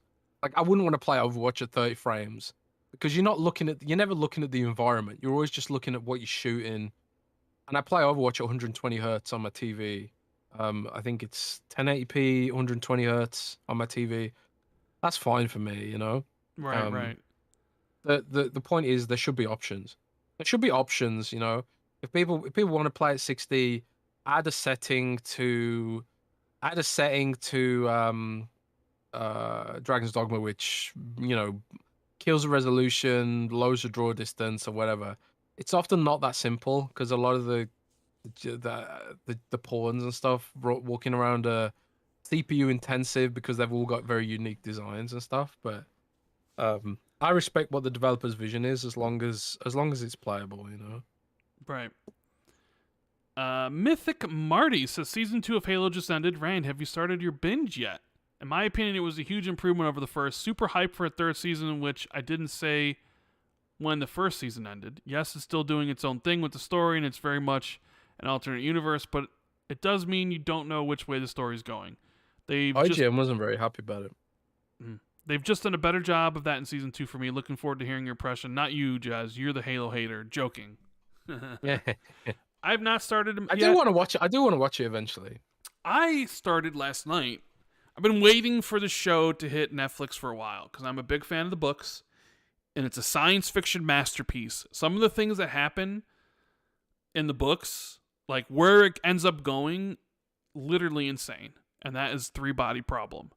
Three Body Problem finally debuted on Netflix last night. It's the first show from the Game of Thrones duo.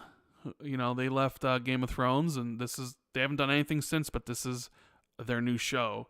I've been looking forward to it because I was just like, man, some of this stuff, like the science, the philosophy, how's this going to translate to the screen?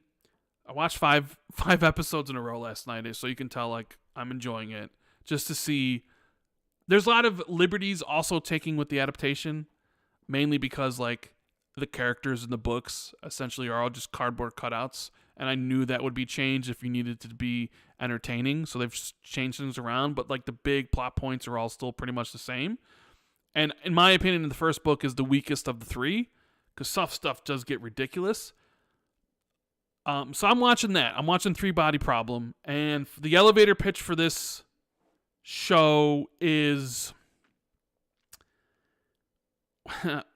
I'll just say, it's about an alien invasion, and I'll leave it at that.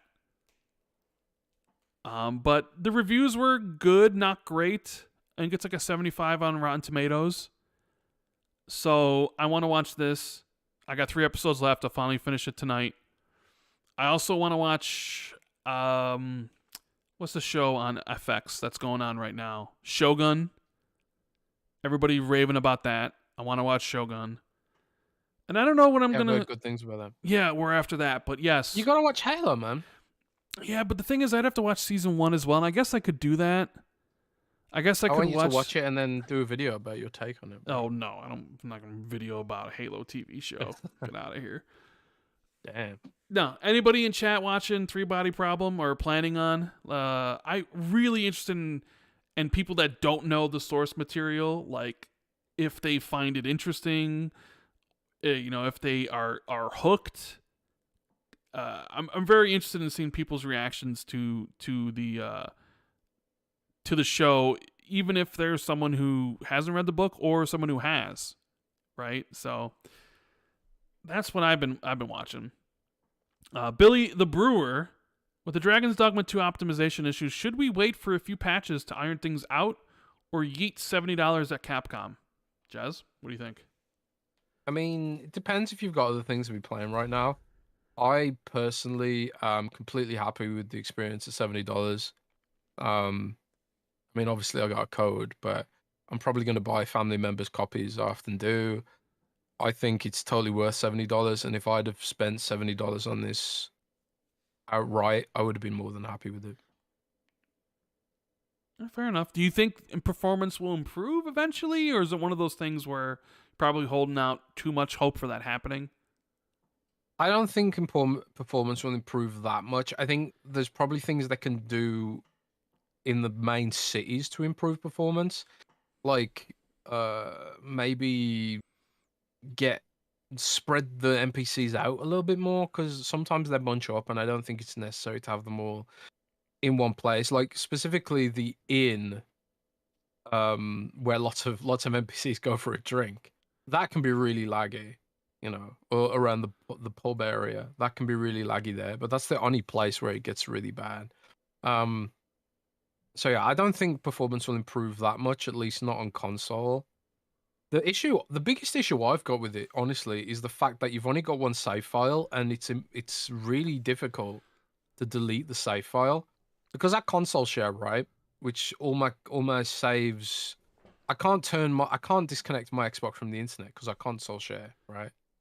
So when I load up Dragon's Dogma 2, it automatically downloads my cloud save.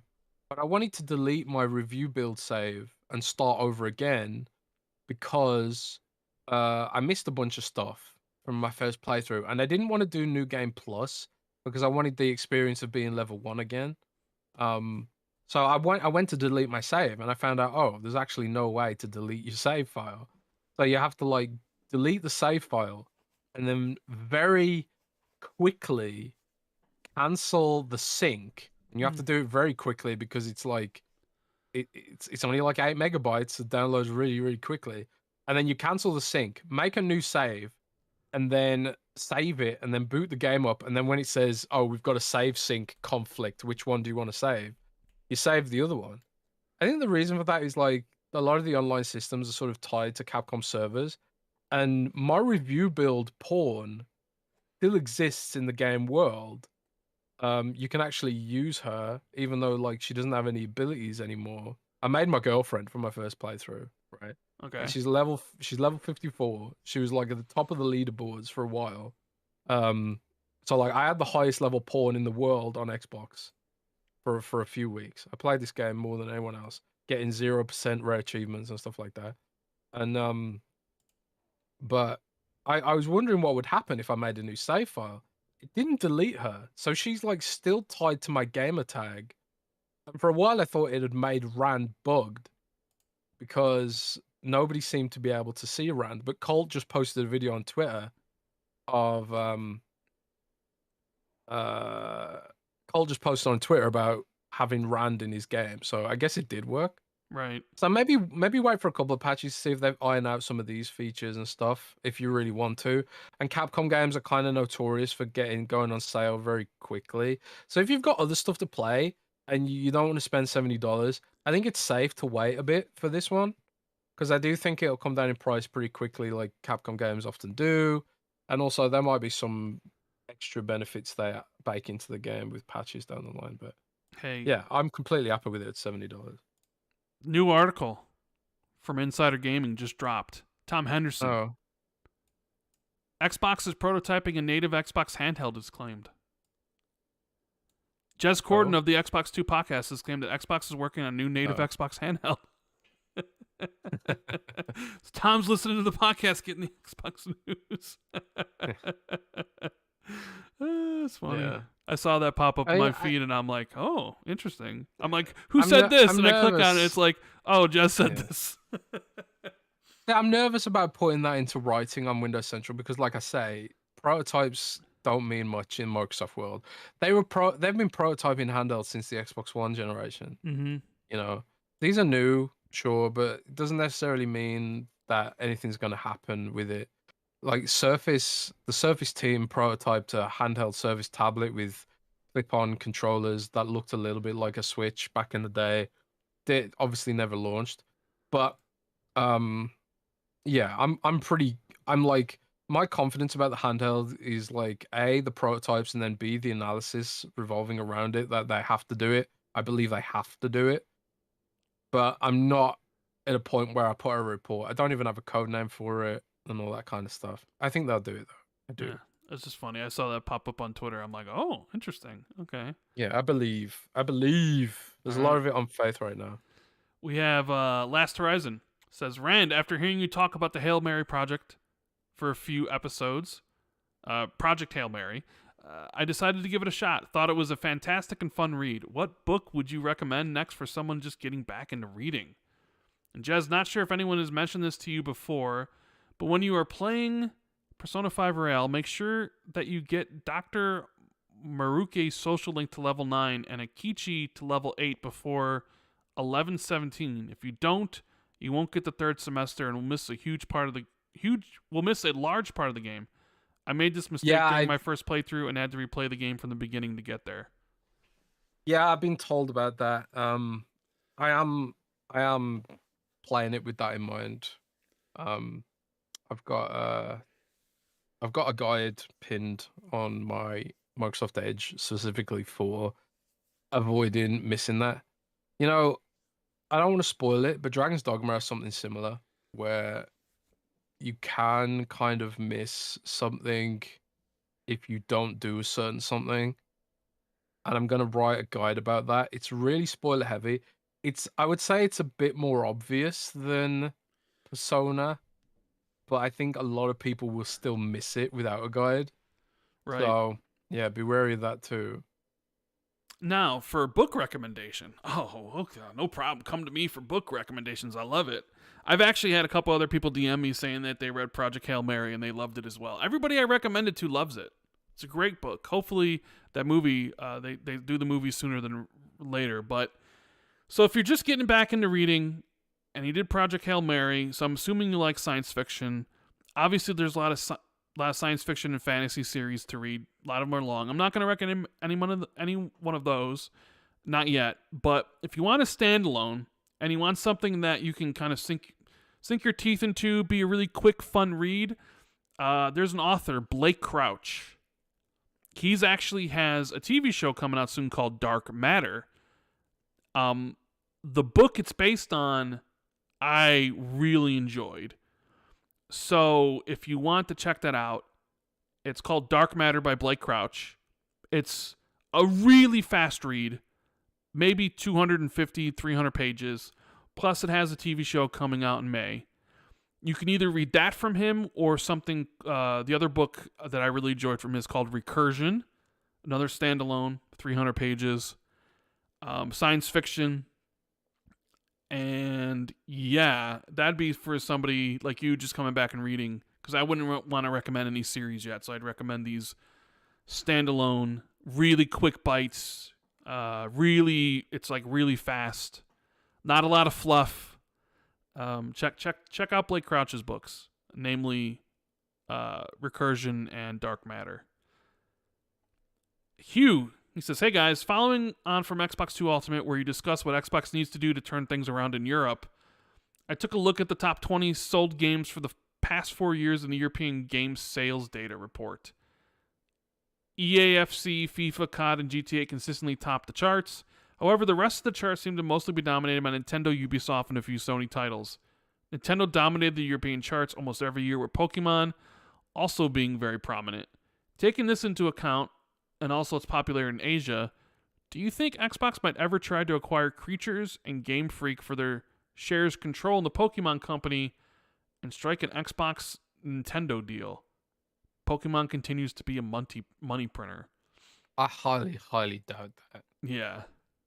I don't either. I mean, it's yeah. There's no way. like what my I think if I was Microsoft, I want to cut some kind of deal with Power World and try and build Power World up to be that. But the devs of Power World have said they want to stay a small studio and stuff. So I don't know if Power World would even want that. But I think Power World's the only game since Pokemon launched that really brought any sort of vague sense of credibility to being a potential Pokemon allegory, even though it's very different to Pokemon. Like it's very different to Pokemon. It's people play it because it's Pokemon in a different genre, basically. But yeah, I don't know. I do think Microsoft needs to do. I think Microsoft could do with a franchise like that, and I did wonder if they would revive Skylanders, which was developed by Toys for Bob, because Skylanders kind of riffed into that direction, but Toys for Bob's gone now, and yeah. I mean, you could still work with Toys for Bob, even though they're independent now. But yeah, I get what you're saying, and that was part of a larger discussion I don't think of like we see Skylanders back. No, I don't think so either. But that was part of a larger discussion about what Xbox can do in Europe, because those latest sales report were pretty awful. Not only for Xbox, but like Suicide Squad was down a third from Gotham Knights, which is not good. Even like Skull and Bones was down like a quarter from Sea of Thieves, like comparing it to Sea of Thieves from 2018. But Xbox has the work cut out for them in Europe. Absolutely. PlayStation and Nintendo are so dominant. And that's partially Xbox's thing of like, hey, you don't need our console. You could play it on PC. And they have poor localization in a lot of places, and Sony consistently has the marketing rights for the biggest games there, like the FIFAs or FCs and stuff like that. And they haven't really had a game that would really like appeal to the European tastes.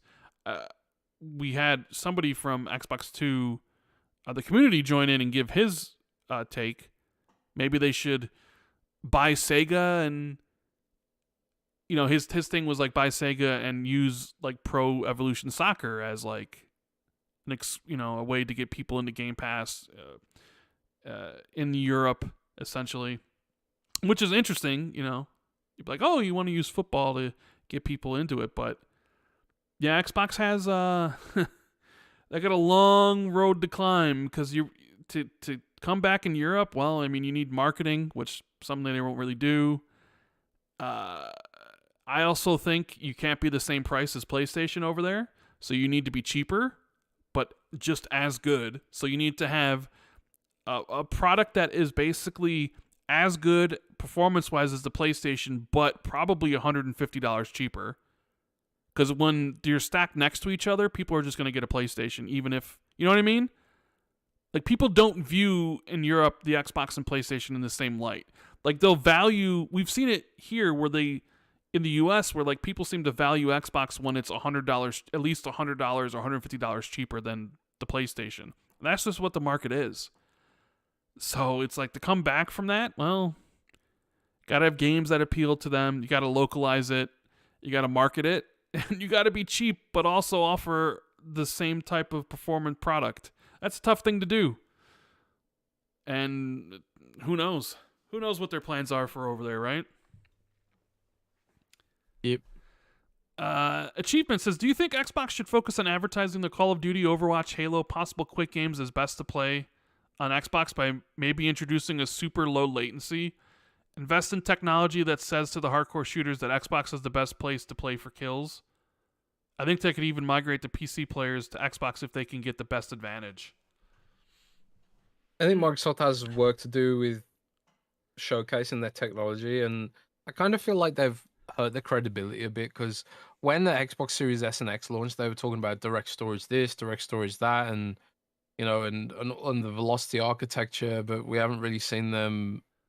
We haven't really seen like the effects of some of this stuff has been subtle at best, you know.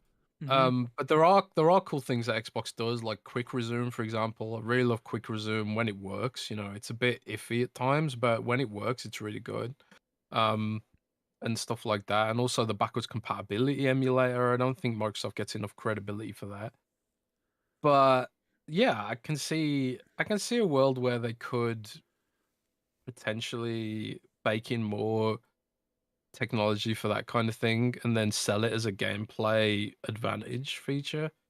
We'll see what happens with the next gen, because AI processing and all that kind of stuff's going to be doing a lot of heavy lifting on the excitement side for the next Xbox. But Microsoft still has a lot of work to do with some of this stuff. Like the bit rate on xCloud is so bad compared to Nvidia GeForce Now, and it's like Microsoft's supposed to be the cloud company, and the fact they've got a barely usable, stable with queues cloud service is not a good look. So I guess we'll see what they do with the tech. I'd like to see more of that stuff. Sick and Tired says, hey man, so I was wondering something, and I thought I would get your input. The Xbox One sold under 60 million console sales and was considered a failure. As it stands, the series consoles are performing worse than the Xbox One in the same life cycle.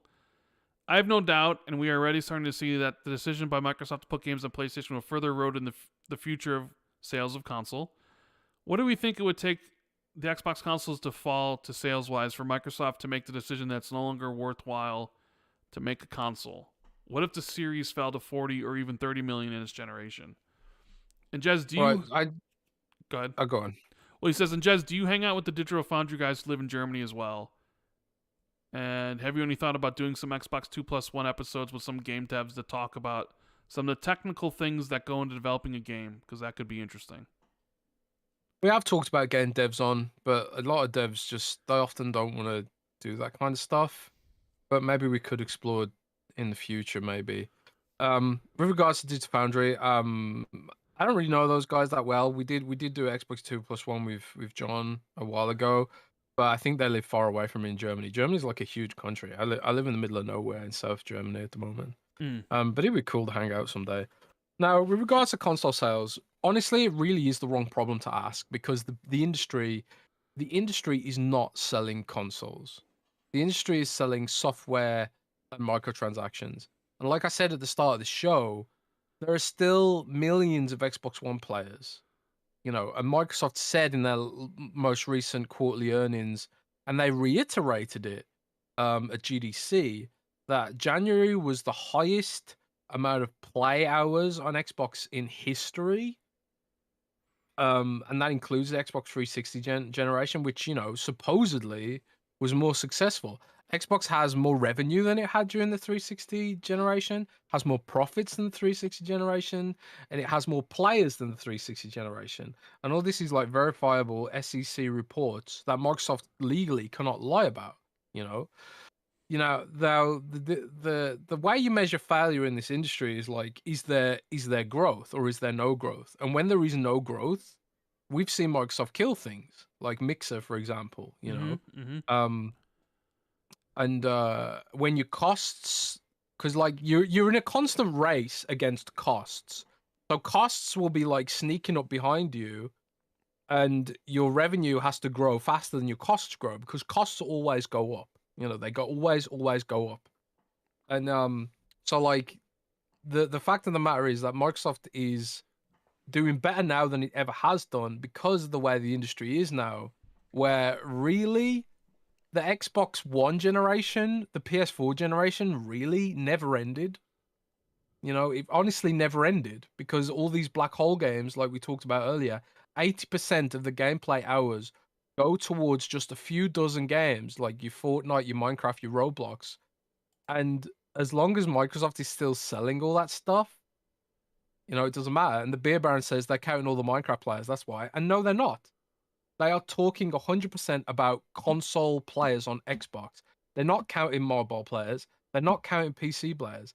They are talking 100% about console players. And yeah, the year-over-year sales in Europe have dropped, but they haven't stopped, So you can believe whatever you want, but if you do genuinely believe that Microsoft is lying to the SEC, file a lawsuit, because that's illegal, buddy. If Microsoft's lying to investors, then that's a great way to tank your share price, Um, no, and Kay the Barbarian says again, players, these are not on the console. They are on the console. I asked PR when they said more players than ever they said, yeah, we're talking about more players than ever on console, cloud, and PC separately. They are talking about more players than ever on console specifically, So you have to decide for yourself, are they lying or not, But your perception of like the 360 era was so much better. I would really like you to actually assess whether you've actually got that data there or if you're just thinking with your emotions like, oh well, people lined up to buy Halo Well, I outside mean, of GameStop. you say better. I mean, I could say the 360 was better because we got more games and more entries and franchises that we loved instead of one now. I think there's what you meant to say was more Gen Z would disagree with you. Was more of a success. I mean, I'm speaking for myself. Yeah, I mean, you're talking about like what's better and which was more of a no, success. we're talking about whether it's a viable business or whether they'll stop selling consoles completely. True, that was the question. But I'm just saying, like you said, never mind. Go ahead.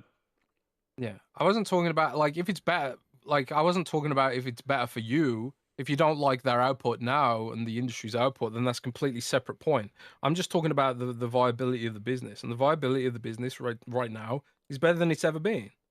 There's nobody at Xbox or Microsoft talking about cutting gaming like they were back in the day. There's no discussions like there was with Steve Ballmer about whether or not they should even, bother fixing the Red Ring of Death or whether they should get out of it or not. There's none of those discussions now. Like they are in it forever. They are a cloud and gaming company, right? That's it. Now, I will say, obviously, Microsoft has a lot of work to do, and I will say that Microsoft's not very happy about the situation in Europe. Of course they're not. There's no way, like Rand said, there's no way of putting a positive spin on that. But we're nowhere near a situation where Microsoft is considering cutting out consoles. The only way they would start considering if they've completely lost and they no longer have a hand in the game is if monthly active users and started trending downward and started collapsing. We're not in that scenario yet. Monthly active users are still going up on consoles specifically, not talking about PC, not talking about anything else. On consoles specifically, monthly active users are still going up. So even though sales have dropped 47%, you've still got that other percent of console sales that are still selling, So you've got to think about the business in a more software-oriented mindset, If someone only plays Fortnite and FIFA and they upgrade to a PlayStation 5 or an Xbox Series X to play Fortnite and FIFA, they might as well have not bothered because there's zero profit to be made on a console. And in some cases, it might even be less profitable than if they just stayed where they are, you know? Um, the industry is not the same way it used to be. And people still have this Xbox 360 mindset about things, and that's just not the industry anymore, you know? So Microsoft's still committed to console. I believe they're making a handheld personally, and they are making an Xbox Series X, and they are still selling consoles, globally. They've got some struggles in Europe, which, remains to be seen if they can fix that or if they even want to fix that. But they're still entrenched heavily in America, and let's be honest, America is by far and away the most important market. So, That's true. Yeah, there you go. Paul, he says, love the podcast. I've listened for years now. My question is simple: what publishers should copy Capcom's strategy? Well, none of them should copy their strategy of selling gameplay features as a microtransaction. Oh, you rascal! You rascal. I mean, but the thing about Capcom right now is they've got like this amazing internal engine, the Ori engine. So they've got like less overheads than a lot of other studios out there who are giving a big cut to Unreal Engine. And K the Barbarian, no, then see, K the Barbarian is really trying to find a gotcha here. When Microsoft says on console, they're also including PlayStation. No, they are talking specifically Xbox console. I asked PR, and Satya's comments to investors last month were specifically about Xbox console, not console in general. They're talking about Xbox console. You believe whatever you want, but if whether or not you're interested in facts or just feelings is completely up to you, mate. But anyway, where was I? We were talking about Who's gonna copy Capcom Who strategy. should copy Capcom's strategy? Not every company can make a game engine like Ori Engine. It's proprietary and it's so versatile. The fact that they can use Ori Engine to make like linear horror games or like a big open world game or multiplayer games or service games. Ori Engine is like probably one of the best things that they've been able to achieve in recent memory. The graphics power on it's amazing too, and all that kind of stuff. And it really is. They've had such a great run. I think partially because of this engine, right? So it's not easy to copy that, And I think Capcom's strategy of like trying to revisit old franchises is clearly playing off with Dragon's Dogma 2. Like I think a lot of people thought we would probably never get another Dragon's Dogma as long as we lived. But I don't know like how it's working out from a revenue perspective. It's really weird. The industry's in a weird place right now where I keep thinking like, oh well, it's really, really great. It's really, really great that this single player game has sold tons and tons of copies. And then I keep thinking like, well, what about the overheads and the risk involved? What if this game had been a flop? It would have been a huge disaster and a catastrophe if like one of these big expensive single player games flopped. Because even like Skull and Bones will find its audience. And Skull and Bones is like this awful, terrible game. But it's found its audience. Like For Honor as well. For Honor's a great game, but it's very, very niche and very complicated. And they've kept that game going for years, even though it's got a very small player base because it is funded by microtransactions and stuff like that, I don't know if the same will happen for Exoprimal, but there's a lot to be said about just delighting your fans and, really investing to make high quality games and revisiting those legacy franchises for a new era. Seems to have helped Capcom really well. I'd love to see EA go down this route, but like EA tried to do it with their Frostbite engine, and we all know that was a disaster. To the point where I think EA's even pivoted to Unreal Engine now for some of their games. They tried to make Frostbite engine their sort of everything engine, and it just didn't work. So, but yeah, I'd love to see more games give their classic franchises AAA treatment, like Dragon's Dogma, or like remake old classics with AAA treatment. You know, what would I know this people are going to say this is sacrilegious, and I know we got like a Halo remaster, but what would like a complete Halo 1 remake look like? I don't know. You know? What would it with modern graphics? I almost sort of like, want. maybe I almost with sort of story. I want to see that, tweaks. honestly. You know, like I almost really kind of. There's a part of me that actually hopes they do that, and then just say, you know what, we're starting over, and just remake Halo 1 modern day stuff instead of continuing the storyline. Like, screw it. Yeah. So chaos. Let's go. I'd be down for that. Like, can you imagine not only the reactions, like you imagine like you're at the Xbox showcase and you're watching it and it's like a trailer and it's like, oh wait, that's Halo 1, and it's like Halo, and it's like they're redoing Halo 1, starting over. Like, dude, the reactions would be insane, you know? There's a part of me that wants that chaos. Mm-hmm.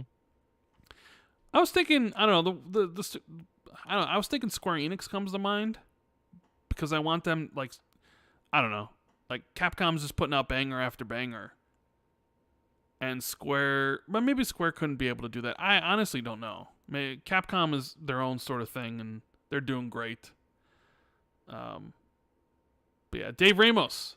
Roses are red, violets are blue. Rand and Jez are a dynamic duo who bring joy to the community through and through. Stay awesome, gents. Well, thank you. Lee Sanders says, evening, lads. So currently halfway through Control and loving it, so much so that I'm going to play it again via the Ultimate version straight away, which is now on Game Pass. I haven't done something like that since Tomb Raider Reboot when I played that on the 360 and then the Xbox One version. Have you guys ever played a game and enjoyed it so much that you played it again? Jez, have you played anything again that you enjoyed it so much that you played it immediately? I'm doing Cyberpunk right now, and Dragon's Dogma as well, actually. Yeah, I mean, I've played games immediately again. Like I played Resident Evil 4 3 times in a row. And a part of that was like I was chasing achievements like, oh, beat it on hardcore and beat it on professional. But I'm only doing that because I like the game. You know, if I didn't like it, I wouldn't do it. But there are plenty of games I did in the past, you know, like, hey, I beat BioShock, but then they want you to beat it again on hard, so I do it again. A lot of games like that. I mean, yeah, Tomb Raider Reboot, I played it on the Xbox. I played it on the 360, and I played it again on the Xbox One. I've done that with lots of games because I know they're enjoyable and it's something I like. There was quite a few of those like 360 games, the Xbox One that I played again. But yeah, for sure, I think we both done that. Tommy, yeah, he says with last week's confirmation of the PS5 Pro drop, any ideas what Xbox could do to get any headlines this holiday? Doesn't have to be hardware. Any surprise game that could make news and possibly not leave Xbox fans sitting quietly watching Sony dominate again. Also, talk about sports games on Xbox 2 Ultimate was off by some. Xbox can't do an NFL game due to licensing agreements because Madden got an exclusive rights due to 2K5 being the way better product and at $20, so they brought the right to get rid of competition. Yeah, but EA's whole thing was stop making sports games and we'll support the platform. That was before the exclusive rights stuff. It's kind of two separate conversations. Yeah, what could Xbox do this holiday to get headlines? I think like what we talked about earlier, like if the PlayStation 5 Pro is formally revealed, whatever, they should talk about their hardware plan for the future and give an overview of what it looks like. Talk about the handheld and all this kind of stuff. You know, as long as the plans are set in stone, you know, I don't want them to like be like, yeah, we're working on a handheld, but it might not. You don't want Phil to say, like hey, Keystone situation. Xbox Scorpio is going to support VR, and then never mention VR ever again. Yeah, pretty much. Although to be fair, they totally dodged the bullet with that VR stuff. Yeah, PSVR 2 apparently Sony's sitting on it because it's like trying to clear inventory. I mean, yeah, that thing's dead. We all knew that thing was dead as a doornail as soon as it launched at the price it did, but whatever. VR's just not going to be a thing, I don't think. Yeah. Not enough playtime hours, you know. But yeah, just announcing a hardware plan, I think would generate some excitement. I think Microsoft's kind of waiting for the June showcase, to really start building up momentum again. I've heard they've got a lot of good stuff in the pipeline. A lot of unexpected games might be detailed in June, or games that Mm, maybe we thought were further out. I've heard some rumors again. I don't want to put anything too concrete out there because, you never know. yeah. Plans can do You might change, end up but in a there Tom was Henderson article on Insider Gaming. but I had heard that there was some games being, slated for June that I was like, "Oh, I thought that was further away," kind of thing, right? Mm. Um so but maybe, yeah, I don't know, we'll see. They do need to generate some more excitement about the brand again. I do think that Microsoft has spread themselves very thin at the moment, and they're trying to do a lot with regards to like the reorg they've done, integrating Activision Blizzard, and all this kind of stuff. And and you've got people like Sarah Bond settling into a new role, and she's only been in the job very recently, and there's initiatives been put in place that maybe won't see fruition for like a year and stuff.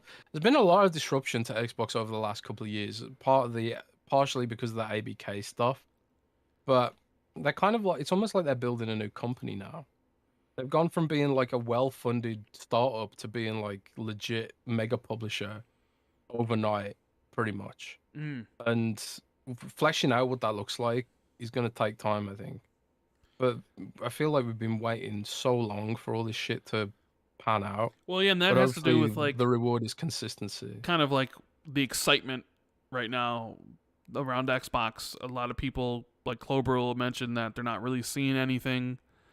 I know the February podcast kind of deflated a lot of the excitement around Xbox for some people, and I think right now you're in that situation where you have the podcast, and some people, there are a lot of people that didn't like that, or like, oh, bringing games on other platforms. But then Xbox really didn't have anything else right after, and you see kind of like that SpongeBob meme. Squidward's up in the tower, right, and he sees like SpongeBob and Patrick playing, and you see Helldivers 2, you see Final Fantasy 7 Rebirth, you see Rise of the Ronin, right? You see a Stellar Blade. And it's like, yeah, sure, Xbox fans, there's plenty of third-party games to play and stuff, but like nothing specifically from Microsoft themselves until May with Hellblade 2. So I could definitely, yeah, like the excitement for the Xbox, like right now, probably low because there's nothing really going on. Hellblade 2 comes out. I'm sure you'll see people get really excited leading up to it. Or, there's summer showcase where they drop some games and stuff. But like, yeah, right now, it really does seem like the excitement is at least lessened. And it's partially due because of what's happening now. And also because of like other, I don't know, it's kind of like people get jealous of like other people's toys, essentially, right? I mean, I love my 50 hours with Banishers. I'm just excited about games in general. So I'm super pumped for Hellblade, but yeah, it's 2 months away. It's still kind of far.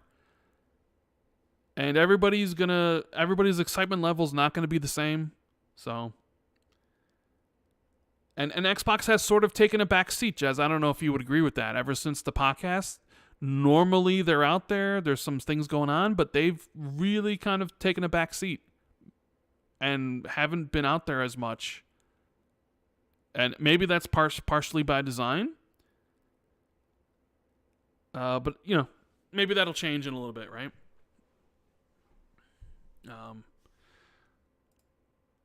Anyways, let's see here. We have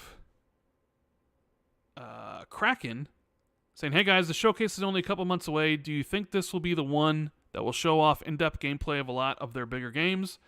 Development timelines for some of these acquisitions have gone on for a while. Do you think we'll get something from these big games and new announcements?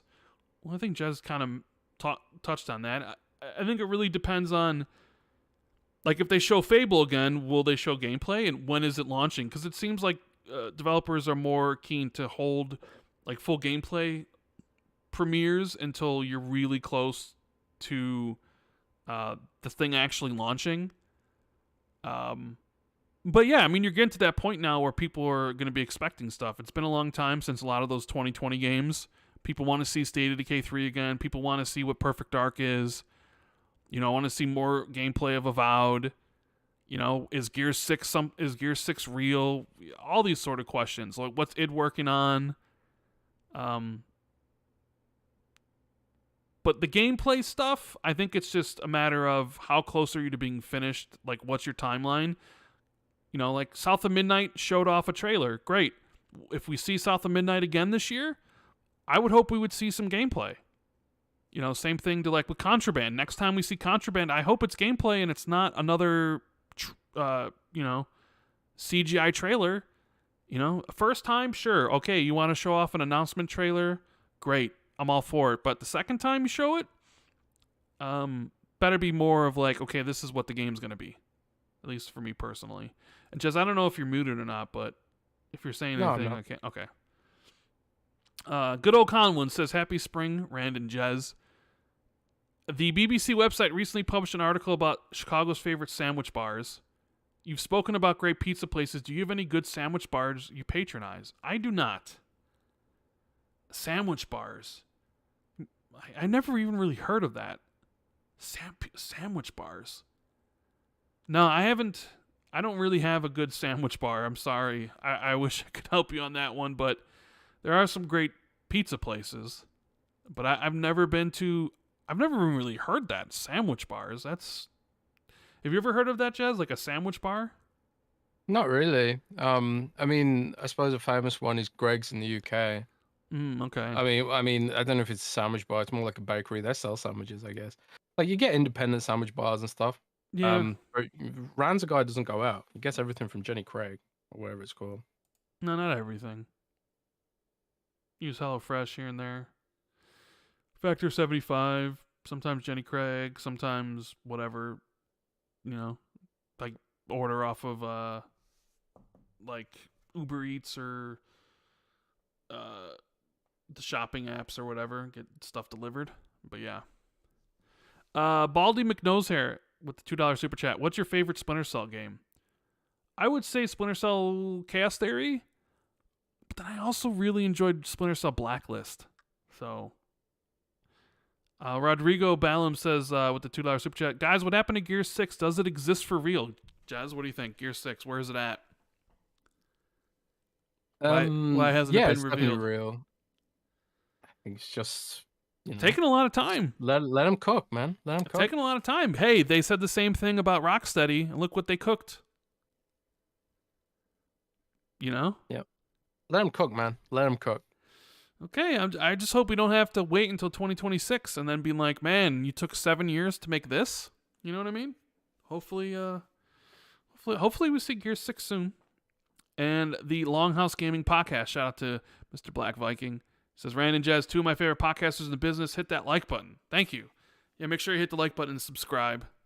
We appreciate everyone being here. So that's pretty much everything, Jez. I mean, I'm looking at some of the other things I had written down here, but we actually covered everything. I had US sues Apple, but we kind of mentioned it here and there. I guess the other thing is Xbox is changing rewards program. Have you seen some of this stuff? Is that? I don't know much about it. I think they got rid of some of the streaks. Yeah, they're overall, like they're getting like it's all kind of condensed into like one app now instead of like all over the place. So they are doing some changes to that. But other than that, that's pretty much everything. And so I figured we'd come to an end of the show here. What's your plan for the weekend, Jez? You gonna be playing more Dragon's Dogma 2? No. I think I might just have a real break. Okay, take a break. Stuff. Okay. Yeah. That sounds fair. You got the weekend, take a break, go out with the girlfriend. I might just lie down in a dark room, cry maybe. Okay. But then I'm just gonna try and chill. Yeah, well, my plan is to finish off 3 Body Problem, and then decide on what game I want to tackle next. And I don't know what it's going to be just yet. So we'll see. But with that said, thank you guys so much for tuning in to today's Xbox 2. This has been episode 308. We'll be back Friday next week, March 29th, with another long episode.